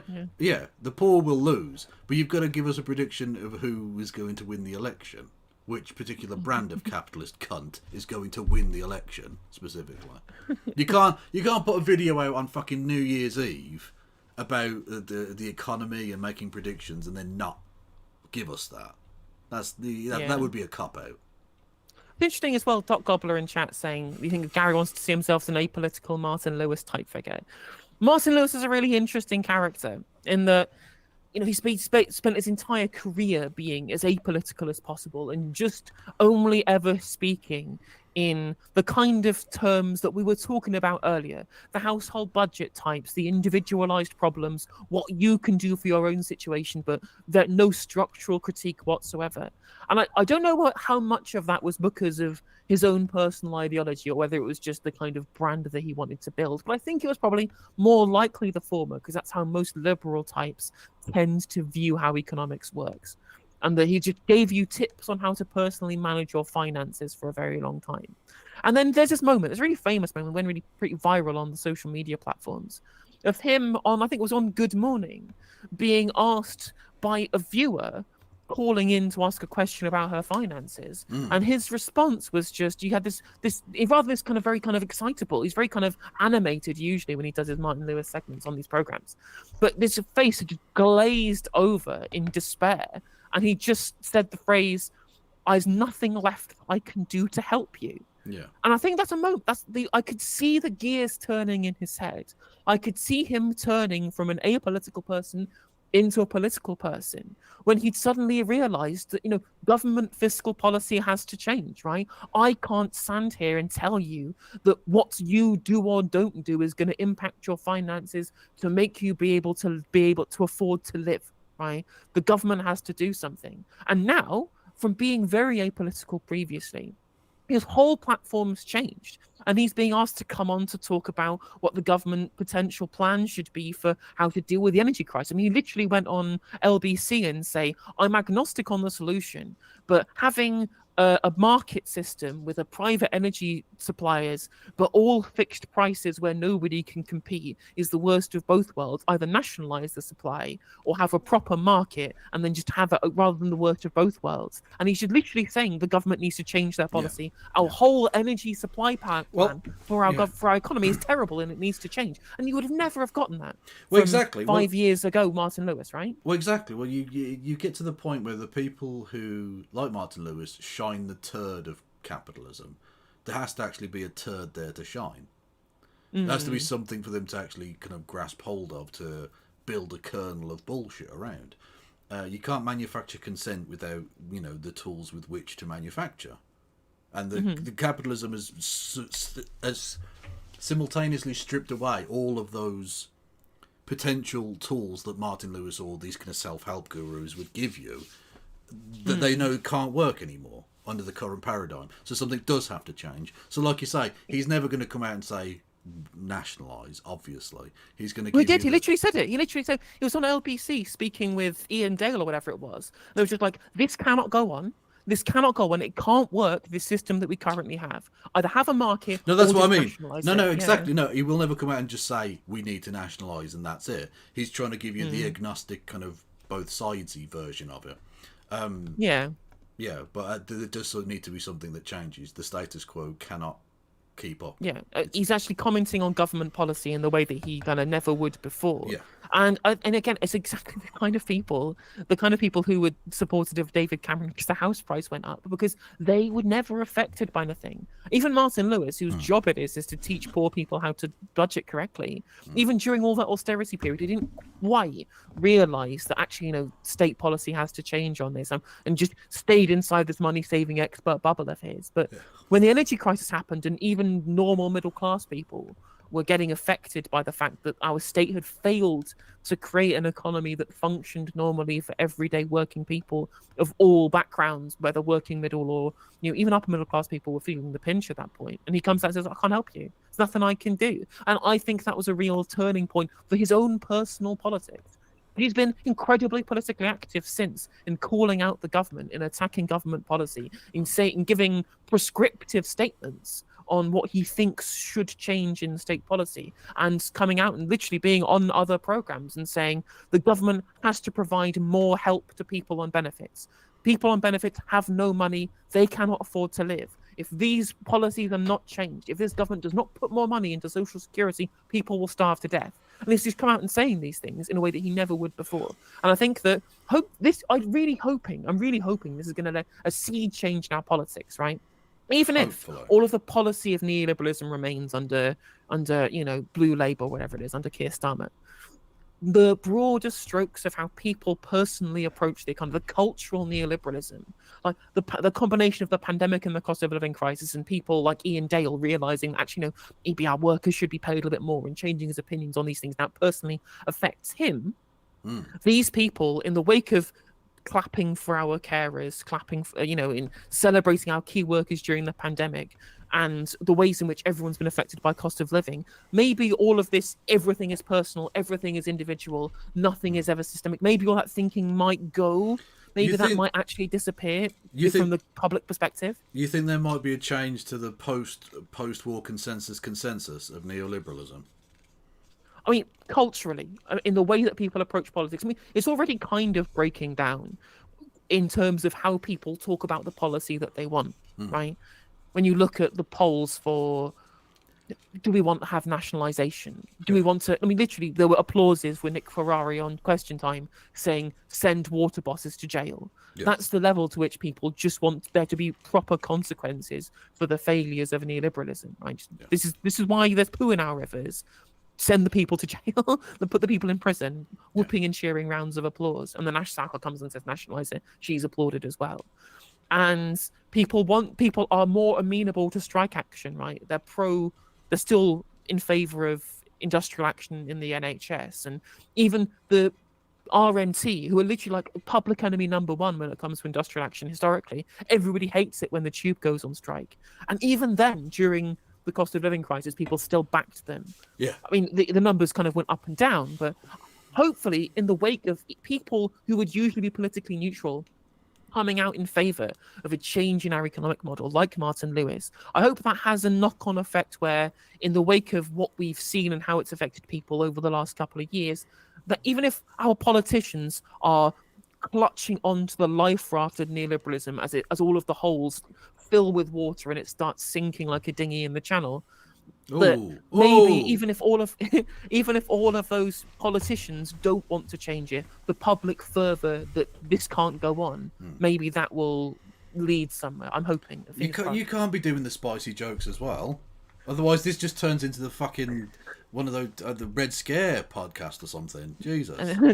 Come town. Yeah, exactly. Yeah. Just fucking it becomes. The ironic nonsense that I spew just starts to sound bad. Political alternative.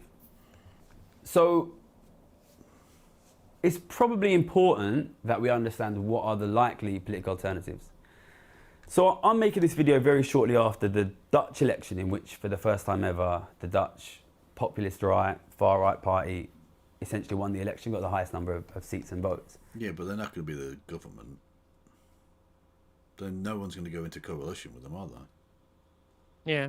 So, I mean, it's still sticking plaster nonsense in the same way that, successive French presidents have been elected not because anyone wanted them to be president, but it was stop the fascist. It's sticking plaster.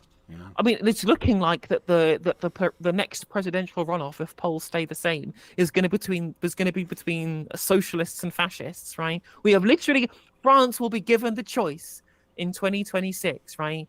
Do you want socialism or do you want barbarism? And we all know what the liberals are going to choose, don't we, chat? We all know what the liberals are going to choose. In the words of Patrick Stewart pretending to be Vladimir Lenin, do not trust the liberals, they will betray you. Indeed, I say pretending to be Lenin like I wasn't acting. That's what acting is. Sorry. No, he was just actually, he thought he was Lenin. It was a psychosis. I mean, a senior moment. And he wasn't even that old then. Yeah, mad. What was I going to say? Yeah, fascists and communists, or socialists, whatever, battling it out. It's like the 20s all over again. Oh shit, yes it is. It's the Roaring Twenties that Tom Howard told us we would have. Awesome, can't wait. And I think at the moment we're in a situation where living standards will definitely fall. They already are falling clearly. And people will start to demand a political alternative. And what that means, it becomes very important what the most feasible seeming political alternative is. Fascism. Oh yeah, exactly. Just blame the Browns. Yep. Economic crisis, blame the Browns. Simple. Yep. Although, to be fair, you know what? I don't think the Jews will cop it as bad this time. I think they'll go after the Muslims more. Because they've all got to pretend they like Israel, even though they hate Jewish people. You know what I mean? Like, they've got to pretend. So I think they'll go after Muslims. The thing is, a lot of the white nationalists are fine with Jewish people as long as they're in another country. Yeah, exactly. Yeah, I mean, the reason they like Israel is because it's an ethno-state. The model ethno-state. Exactly. Yeah. Like, and not just that, but if they can have their ethno-state, why can't we? Etc. Exactly. Right. All the little ethnicities in their own little bubbles, in their own states, nation states to themselves. Right. Yeah. And when I look around at voting trends in Europe and in the US and trends of political parties, it seems to be pretty clear that at the moment the most popular sounding alternative voice is increased xenophobia, anti-immigration, possibly increased racism. Again, fascism. I already said it. I mean, I know you made this video before I said it, but I'm going to say it like I said it first. So... And I think that in the absence of the creation of a positive alternative narrative, it's almost certain that politics will move this way. And that is a direct result of the fact that it is basically certain the economy will keep getting worse. Exactly. Oh yeah. God, it's the so sticky, fucking miserable. Yeah. It's the sticking plaster of kind of having But consistent... we're going to end sticking plaster politics. Well, indeed, I cannot wait. Yeah, the just having neoliberalism as your two options. It's one brand of neoliberalism or another, which we've had for 40 years, was inevitably going to lead to This is literally the worst possible fucking time to have Keir Starmer as Labour leader. Yeah. Literally the worst possible time. Yeah, but thankfully they've realised that spurious accusations of anti-Semitism are bad now. So, cool. Anyway, having just continuation of neoliberalism constantly and kind of managed decline will inevitably lead to fascism. It's like the perfect breeding ground for fascism. You're creating the swamp from which fascism will inevitably arise. It's really interesting as well. It reminds me of the Yanis Varoufakis video I watched. Do like a bit of Yanis, being interviewed by Krishnan Guru Murthy, and he says because of the way neoliberalism and globalization has changed world economics, right? The social democracy can't work anymore. It's failed. It's bunk. It doesn't. You can't, like, once the rich have all the assets now, you can't just try and have you can't just have a social democratic economy anymore because the rich have too much stuff and too much power. Like you can't just expect to temper capitalism anymore. You've got to take the stuff away. You've got to take it back, right? You've got to take that shit back. And I think he's made a really good point about that. Like the way in which we talk, the new feudalism that we live, the techno-feudalism he describes it as. Apparently, Danish queen has just abdicated. Yeah, just someone said that. Yeah. See, Denmark, you've done this wrong. It's only funny if she's dead. You can't. Yeah. Lizzie's abdicated. No, it doesn't work. Okay, gotta be in a box. Marguerite has got to be in a box, otherwise I don't care. I didn't even know she was called Marguerite until then. Who gives a fuck? It's Denmark. No, well, I give a fuck about Denmark. I just mean it's the royal family of Denmark, so I don't give a shit. So Denmark was the only country, one of only two countries in Europe for their government to survive the pandemic, right? Is that true? Social Democrats in power before the pandemic, still in power in the election after the pandemic. The only other country that had a government that survived it was Spain, with Pedro Sanchez sneaking out the latest election, right? Well, you know who didn't survive the pandemic? Thousands of mink. I remember the Danish... The Queen? Cold mink. The Queen didn't. The Queen didn't, I suppose, technically, yes. Although, to be fair, she was 1 million, so, like... Yeah, anyway. True. But, like, you look at every other country, their governments... Loads of governments changed hands. Sweden did. Norway is going to change. They had an election before the pandemic, but the first election after the pandemic, the Labour Party have completely fucked it in Norway by being too right-wing, of course. You look at Portugal, their government's just collapsed. or is about to collapse. We're looking at Mark Rutte falling in the Netherlands, right? Completely fucking unprecedented for there to be a change of governance in the Netherlands. Germany, the SDP have fucked it. Well, because they're locked in a cycle of being the CDU's bitches for the last fucking 15 years. Yeah. So, again, literally, when your two options are neoliberalism or someone backing up neoliberalism, I wonder why the AfD are doing well in Germany. Exactly. And same thing with Macron and Le Pen, right? Indeed. Look at Macron's not going to survive the pandemic, is he? Sadly, that will only be in a political sense. Yeah. Quite. Although, to be fair, like even the neoliberal king du jour, right, of Europe. I'm not going to call him a king because I know it'll piss off the French. But even like the king of neoliberalism, even he nationalized the energy companies during the pandemic, during the energy crisis, and on top of that, called for a ceasefire before any other European leader. Wow, right? Even Macron is more progressive than both Starmer and Sunak. Britain is so fucking cocked that Macron would have lost the whip already. Brilliant. I mean, honestly, we are pathetic. We're fucking cuck. We're a cuck country, right? The United Cuckdom. True. By the way, I'm trademarking that. I came up with that. Check. Anyway, we do manage to spin out relatively short videos for fucking ages. We had fucking a million tangents, didn't we? Oh, yeah. I think... Literally, we made that Rishi Sunak video last about an hour, and it was a minute and a half. Which is a record. That's a record for us, I think. People are aware when the economy they're in is failing, especially as that stretches on 10, 20, 30 years. I think when you know that the boat you're on is sinking, you're going to basically jump on the first lifeboat that you see. So I think what we will see from this point, further decreases in living standards, which could become quite fast, and further demand from ordinary people for an alternative in politics. And unless we can create a positive alternative, which says let's distribute wealth better, let's increase living standards, we're probably likely to whoa, Gary. That sounded very anti-Semitic. It was pretty bad. It was. No, we can't do that anymore. Robert Peston's clocked onto it, so. Oh shit! Fuck! What's the new smear line? They stopped saying communist for a bit. They could go back to that. It's like you trot. You're a trot. Something like that. Yeah. Indeed. United Cuckdom of not so Great Britain and occupied Ireland. True.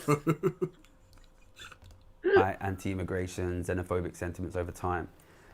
Of course, those political parties, they will also fail to improve the economy because they will not deal with the fundamental problem of inequality, which means that unless we create a positive alternative, it will probably simply shift further and further to the right in the search for something that works. So it's a relatively depressing message to be delivering at the end of the year, but I think it also makes it clear the importance of what we're doing, which is if we make it clear to people what's happening, which is that I speak slower than Norman living Finkelstein. standards will continue to fall. I don't think that's quite true. Because no one does. Norman Finkelstein, I had him at 1.5, and he wasn't even like going squeaky. he was still speaking quite slowly at that speed. So yeah. People will know that we need an alternative, and we need to make it clear the fundamental reason for the fall in living standards, which is the increase in inequality. If we decrease the inequality, we can improve the living standards.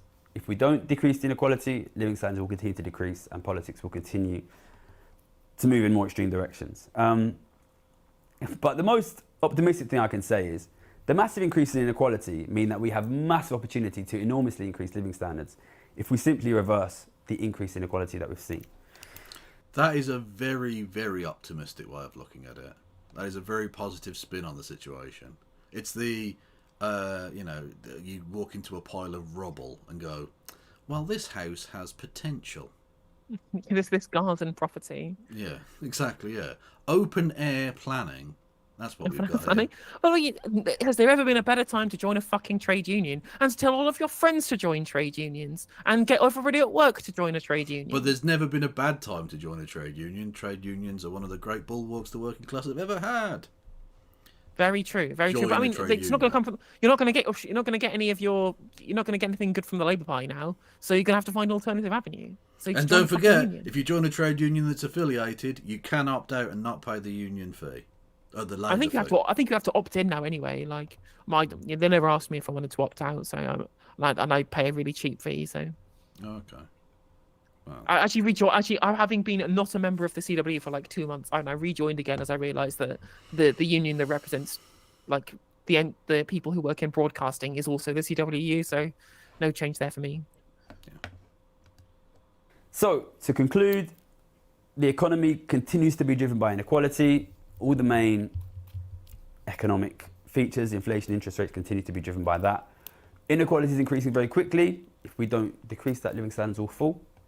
If we take action, we can make things better. So support the channel. We're making lots more videos in the new year. Thank you for your support. Good luck. Well, thank you.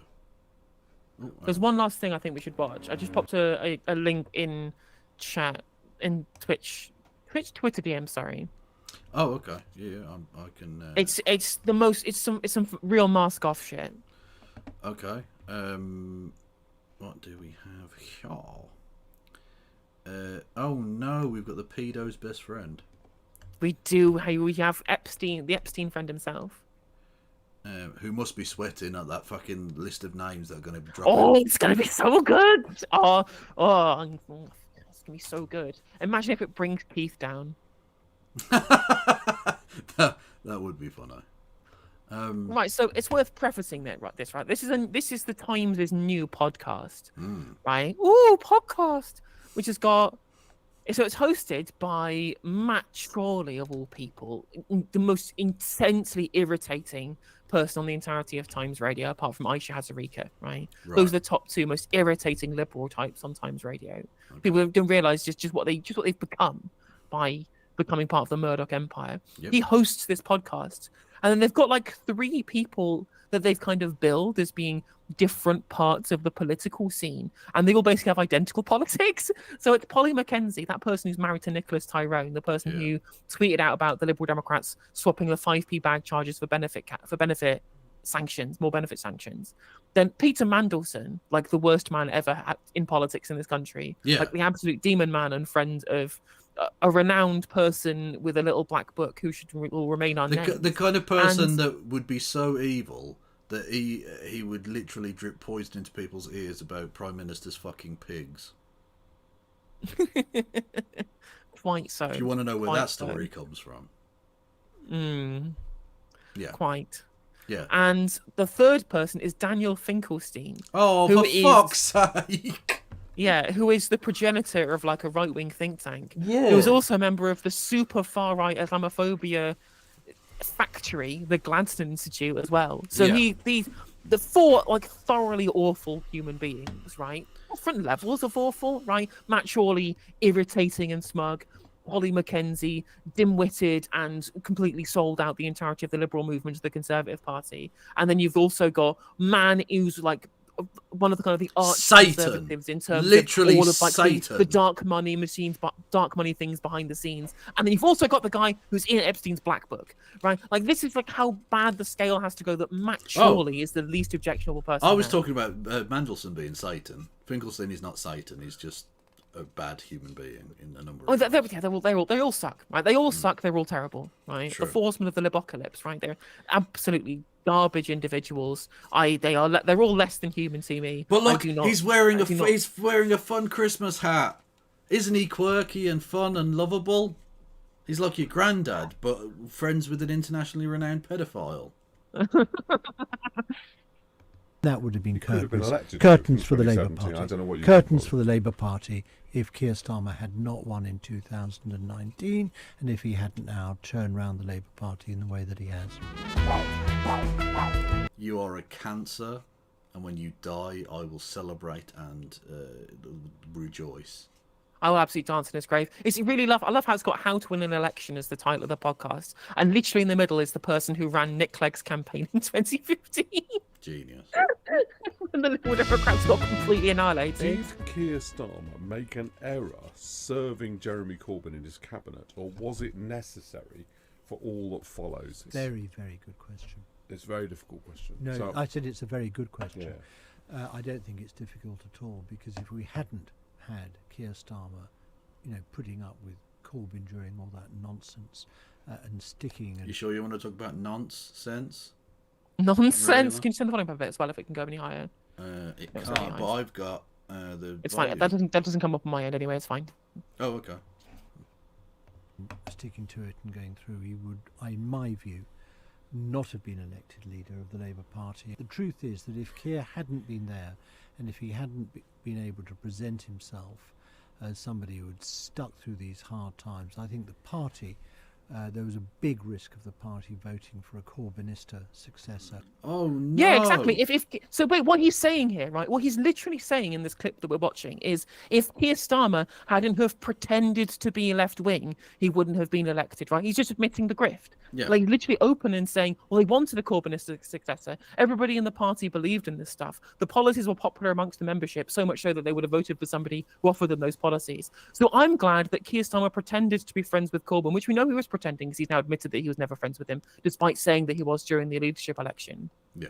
And then on top of that, pretending to follow the moral case for socialism that he's now completely dumped because we all knew it was lies. It was always intended to be lies. That's not in any way in doubt at this point. And so Peter Mandelson said, it's really good that he lied about this, and it's really great that he hoodwinked the membership, because otherwise somebody who the membership actually have policies that they support would be in charge, and that'll be a bad thing. Because party democracy is bad, actually, and hoodwinking the left is good. They're the only politically illegitimate group in UK politics. Did you know that Daniel Finkelstein's on the board at Chelsea? I did not know that, but it doesn't surprise me. There you go. Rebecca Long Bailey instead, and that would have been could have been curtains, elected curtains in for the Labour 2017. Party. I don't know what you Curtains call it. for the Labour Party if Keir Starmer had not won in 2019, and if he hadn't now turned round the Labour Party in the way that he. But had. the Labour Party is dead. I don't Yeah, know, it's not a Labour Party anymore. He's not the Labour Party leader. He's the leader of whatever thing that is now. But the Labour Party is dead. The curtains have already happened. Things, and even like Labour. Even Labour centrists types like John Cruddas did his history of the Labour Party thing. There's a Guardian article. I was going to go off on stream today, but I might do it tomorrow because we've been going for quite a while. But he essentially said in this thing, Keir Starmer has no connections to the Labour Party values. Of course he fucking doesn't. He was just the guy who's DPP who inserted into the position of Ed Miliband's potential Attorney General. He's never had any actual personal political connections with the Labour movement. Like, that's not a thing that he's ever really done. Not true. His dad was a toolmaker. Of course, his dad, but it's true. Apart from his dad being a toolmaker and his mum being a nurse, right?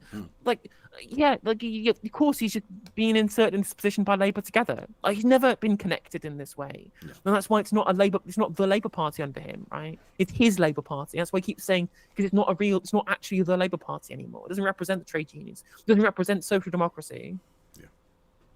Yes. It seems to me that after a period of enormous division and conflict for the Labour Party. Also worth pointing out as well, if you pause 1 sec. It's also worth pointing out as well that Mandelson's saying, the Labour Party would never be successful at all if Keir Starmer hadn't changed it to not be a Labour Party. Like, the polling doesn't even support this, right? They even did YouGov did like what if, right? Jeremy Corbyn was still leader of the Labour Party.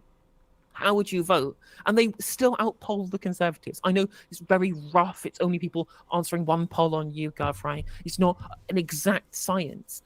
But the fact that could still happen, given everything that's been said about Corbyn, all of the smears, all of the press unified front that they have now, in that the Corbyn years were just universally bad and that no one can ever say any good things about them, that the public they can still say, in the wake of what happened with the distrust, Corbyn would actually still be preferable to this. I would be reticent to put too much weight on that, given that we now exist in a time when Corbyn they've sort of laid off him because he's not a threat anymore. so he's not really in the news much. You get the kind of derangement syndrome dickheads like this that will talk about him, but no, he's not really been in the news. He's not even a fucking affiliated MP anymore, you know?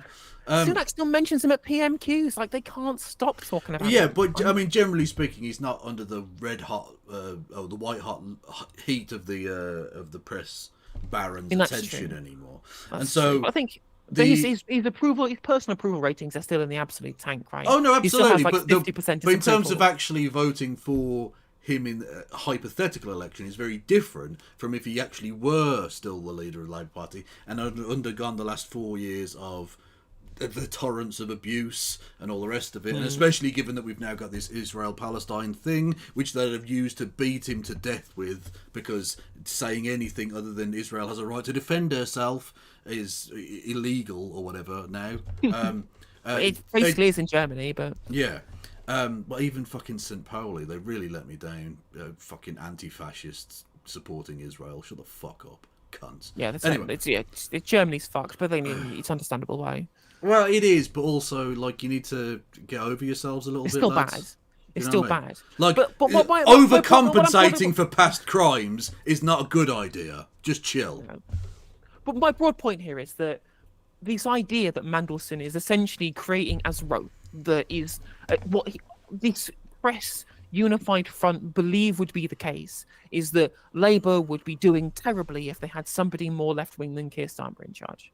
If somebody was coming up into the public and saying, in the wake of Liz Truss, in the wake of Rishi Sunak, in the wake of Boris Johnson, actually, we do want investment, we do want nationalisation, we do want a fairer economy. I don't think that their assumption that Conservatives would still be winning in a post-Liz Truss world, when they actually wouldn't be. I think that Labour would still be winning if they had a proper progressive leader. Possibly, but it's the religious orthodoxy of the new Labour movement that you can't win as a left-winger at all. It can't happen. You have to go more and more right-wing in order to be electable as a Labour leader. That's it. It's the Tony Blair religion, of which Mandelson was the high priest, of course. Yes, quite.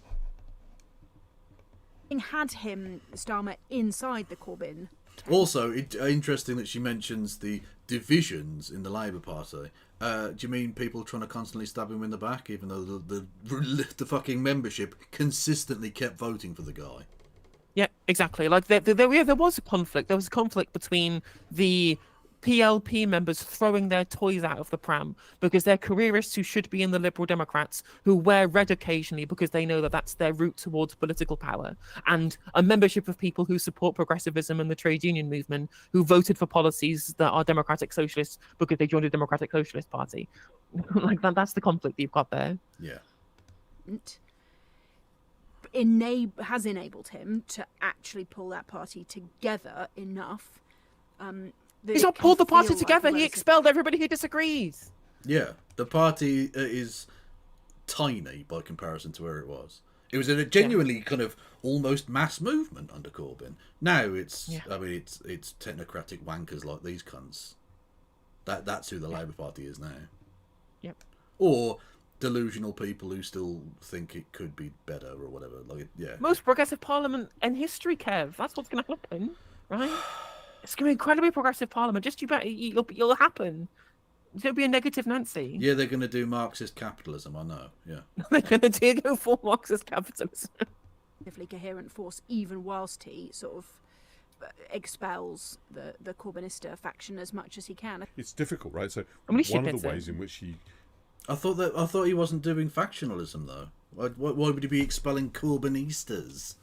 I mean, he only promised to unite the party, right? And you can have a united party if you get rid of everybody who disagrees with you.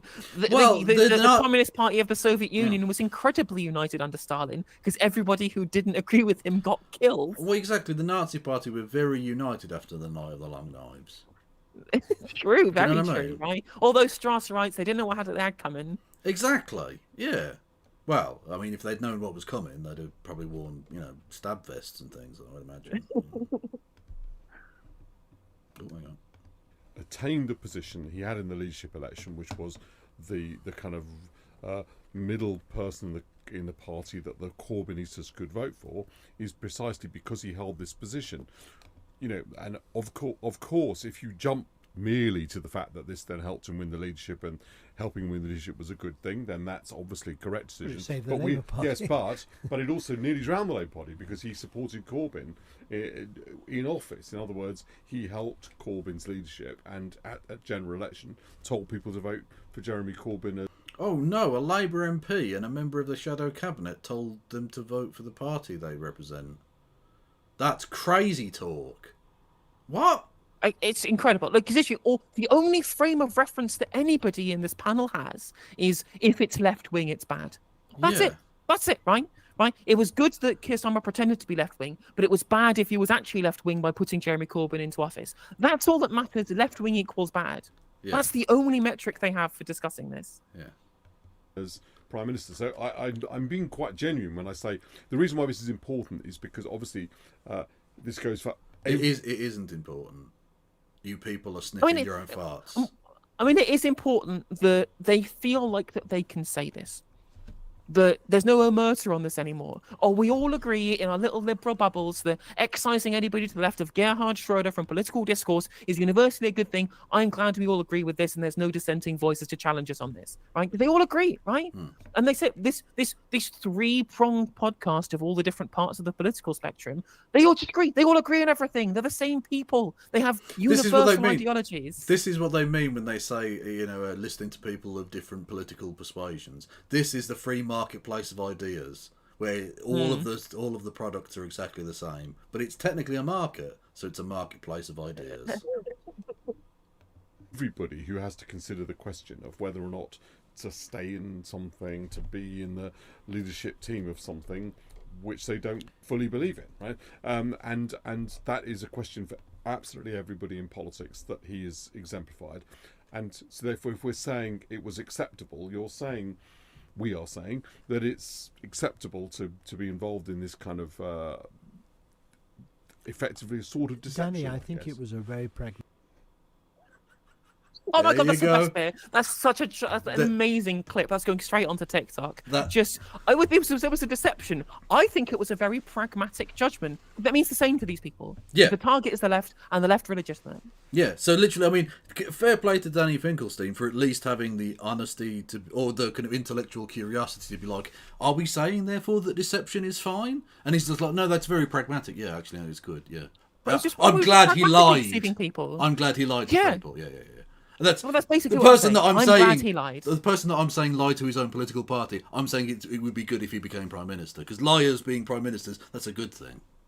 That's why I really want to go on Question Time and call the lies out to the face, and then find the camera that they're using to film me, and then look straight into it and say, look, right, if this guy can lie to his own party, what makes you think he won't lie to you? Yep. What makes you think he won't lie to the country? We already have plenty of precedent for Labour prime ministers lying to the country about really important things. So maybe you should be a little bit more fastidious in who you choose as your prime minister. I don't think you needed to be very personal and call out Wilson like that. Yeah, he said the pound in the pocket wasn't going to go down, and it definitely did. But exactly. he was right. I mean, he was right to devalue the pound. Shoot me. Yeah. Pragmatic judgment. But I suppose there's a question about how bad would Jeremy Corbyn have had to have been for Keir Starmer to say enough is enough? He's bad, right? We all accept Corbyn is bad. He's terrible, right? There can be no positive words said about the Jam Man, of course. We all accept who, in our little liberal bubble here, he's just bad. The question is how bad, right? That is our level of intellectual diversity here, and that we all hate Jeremy Corbyn in differing amounts. Exactly. Do you hate him enough that you want him to be smeared in honey and thrown to the bees, or do you think he's literally Satan? Yeah, should we actually put him inside Al Shifa Hospital and then bomb it? Theoretically, in the video game Minecraft. Honestly, I'll be honest. I think if you offered that to Mandelson, he'd probably take it. Oh, 100%. No shot. Without a shadow of a doubt. Yeah. Red button pushed immediately. Yeah, exactly. Like, literally, like the red button would be just... At that time was the same as it is now. I have a different view of it. I think that Keir Starmer is somebody who's not been all his life like super concentrated on where he is factionally, where he is. That's Politico speak for he doesn't actually stand for anything. He has no beliefs, no original thoughts in his head. He's an empty vessel. Yeah. Again, go back to the Matt Zarb cousin tweet. He's just sitting there in the postman pat machine, turning the wheel, but somebody else is doing all the work. Yeah. Is in terms of the Labour Party, and had to do that as leader, and has shifted his position. Don't really agree with that. I think that Keir Starmer has had to think about a lot of policy issues which didn't previously confront him. Yeah. I mean, he only came into politics, into frontline politics in 2015. Okay, well, if he's new to all of this stuff, maybe let's not make him Prime Minister then. Maybe we should have someone would you like to make a political dunce Prime Minister chat? Let's go. So he's dishonest, politically illiterate because of inexperience. Let's make him Prime Minister. Actually, a perfect candidate for Prime Minister. But have you considered he's very Prime Ministerial, very serious, very professional? He looks good in a suit. Well, right? well, have you That's noticed? all that matters. You know what I've noticed about these 4 people in this room? They're the adults in the room. This exactly, chat. This is what the adults in the room looks like. Everybody admitting that lying is fine, deception is fine, and political illiteracy is also fine, as long as you have the right vibes and you take money from the right people. Yeah. There you go, people. Thankfully, we can all rest assured that our political future is safe in the hands of these utter wankers. And for me, I mean, look, he's got no ideological hang-ups. That means he doesn't believe anything. That's what that means, yeah. Yeah, literally, he's got no thoughts in his head. Empty. There's nothing in there. It's just a gigantic mask off moment. This is definitely a segment now. Fuck it, I'm definitely putting this up on YouTube. Yeah. It's just so mask off. It's just so blatant, right? Well, literally, that one line where he says, "Is it okay to be able to?" It's a pragmatic judgment. Like it's the perfect distillation of what an evil little bastard he is. Like, yeah, what an absolute fucking villain he is. Yeah. I mean, honestly, I do hope he gets named in the. Oh my god, Epstein no! list. Literally, I hope he gets fucking sent to prison. Oh no! He's a rich white guy, well connected in Britain. He's not going to prison, but I hope he gets named. True. I hope. Quite frankly, have been reputationally destroyed by the potential naming in those things, because we don't know whether he's in there or not. He may not. We may well not be. Right. I just hope that he is, and I hope it destroys him. Yeah. Either way, there are going to be some juicy morsels in there. There's no doubt about it. There are some people. There are some people who are, let's say, employing PR experts as we speak, because they're worried, like, maybe my name's in this fucking thing. You know what I mean? True. But we cannot make any firm statements either way, because we do not know whether he is in there or not. All we have is his name in the black book and multiple photos of him with Jeffrey Epstein, and neither of these are conclusive evidence that he engaged in anything, or that him and Epstein weren't just distant buddies. I don't know about you, but when you're close friends with people, you wouldn't notice them running an international sex trafficking ring. Yeah, exactly. Well, if you're going to birthday parties with them and measuring tables, which is what the two photos show, I think. But... Yeah, exactly. So, like, it would be perfectly understandable. I mean, maybe he doesn't sweat as well. You know? Just saying. Business, he's a sort of partnership guy. These mean nothing. Yeah. These words mean nothing. He's a partnership guy. What does that mean? What, he's married? Yeah, we know. What are you talking about? Yeah, the partnership between him and lobbyists. That's the partnership that he's big on. Yeah, he's got no ideas or anything, but look, all of my friends in the city are shagging him rotten, so it's fine. Yeah, it's all good. Flourishing businesses in order to create jobs and grow the economy, and he'd never think of any sort of economy in which you didn't sort of team up with business in order to... Yeah, so more neoliberalism. Cool. Yeah, exactly. There you go. Moral case for socialism fully, which involves partnering with business to create jobs.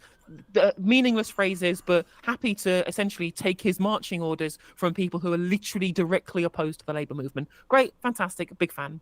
Awesome. To advance the country's economic interest. And on national security and defence, where he has broken with Corbyn in the most sort of dramatic. Yeah, he supported genocide. Corbyn. Yes, true. Corbyn wouldn't even say he wanted to eviscerate countries with nuclear explosions. And I think it's a bowler hat man literally was gobsmacked when I said that Keir Starmer had supported imperialist foreign policy. I shit you not. What?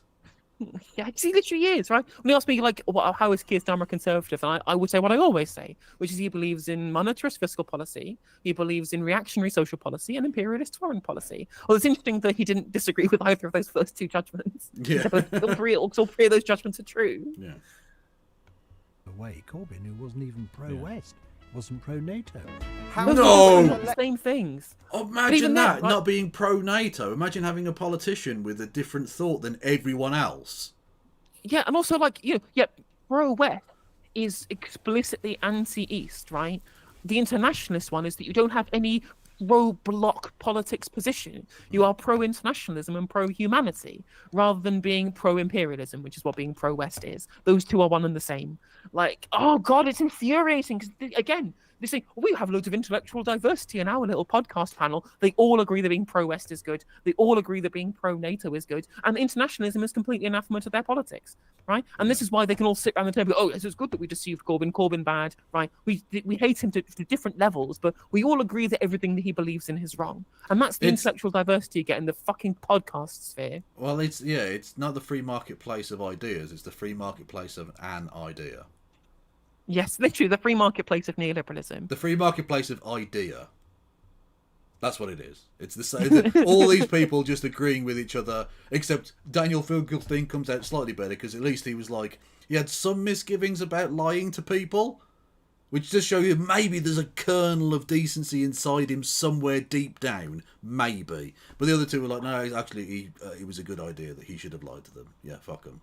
Honestly, that's the most revealing clip I think I've ever seen. When I first saw it on Twitter, it absolutely blew my mind that they were just so open. Yeah. But they've excised the left from politics, and they can gloat about it, and people will do nothing because we are politically irrelevant, and we are the only sector of the public that's allowed to be cut off from politics. Whereas the far right, we have to mollycoddle them. We have to continually baby the far right and continually placate them over and over and over again, because they're boomers who vote, and we are millennials who apparently don't vote, which is, to be fair, true.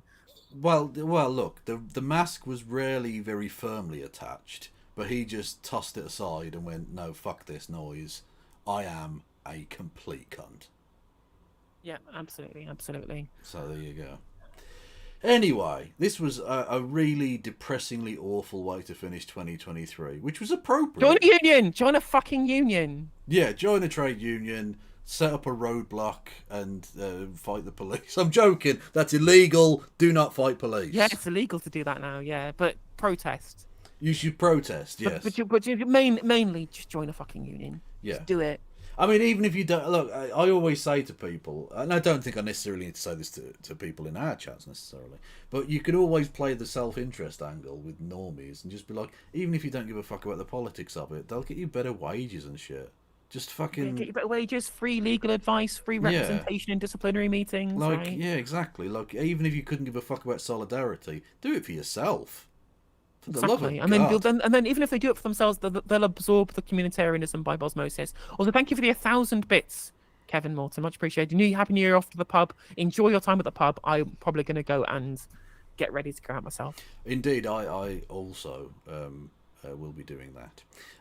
Thank you everyone for an amazing 2023. It's been an absolute riot, and thank you, Kev. Actually, probably the person I most need to thank is, again, I'll probably have to thank you, because if you weren't giving me the platform that you gave me at the start, I wouldn't be here in the way that I am. So I appreciate that. Well, thank you. And thank you for... It's a year of streaming together. Indeed so, yeah. Thank you for 2023 and on to bigger and better things in 2024.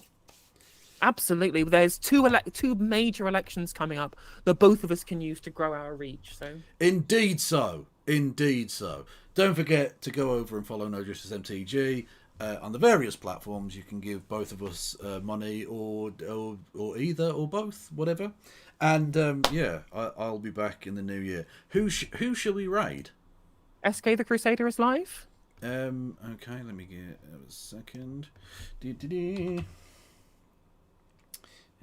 So Dello59, thank you for the 5 gifted. The hype train has just gone choo-choo, but I do have to finish, unfortunately, so we're going to have to cut the hype train off. But I really appreciate the support before the end of the year. Cool. Yeah, okay. Well, enjoy whatever you're up to in the new year, everybody. If you're already in the new year, you're incorrect. You're in the wrong time fuck zone. off back to Australia. Exactly. Or, I mean, by this point, Eastern Europe even. So, just saying. You're in the wrong time zone. Stop pretending. Get into GMT where it's hot. Exactly. It's where all the cool kids are at. Britain and Ghana and other countries. South Africa. Let's fucking go. No worries. Anyway, thank you very much. Thank you very much. An amazing year, everybody. It's been absolutely brilliant. Thank you very much for your contributions, for your support. For the financial support has been absolutely key, because I wouldn't be able to be doing this full time without your financial support. So thank you very much for that. And thank you for the chatting. And here is to a big year for the channel and for politics. Bye. Bye.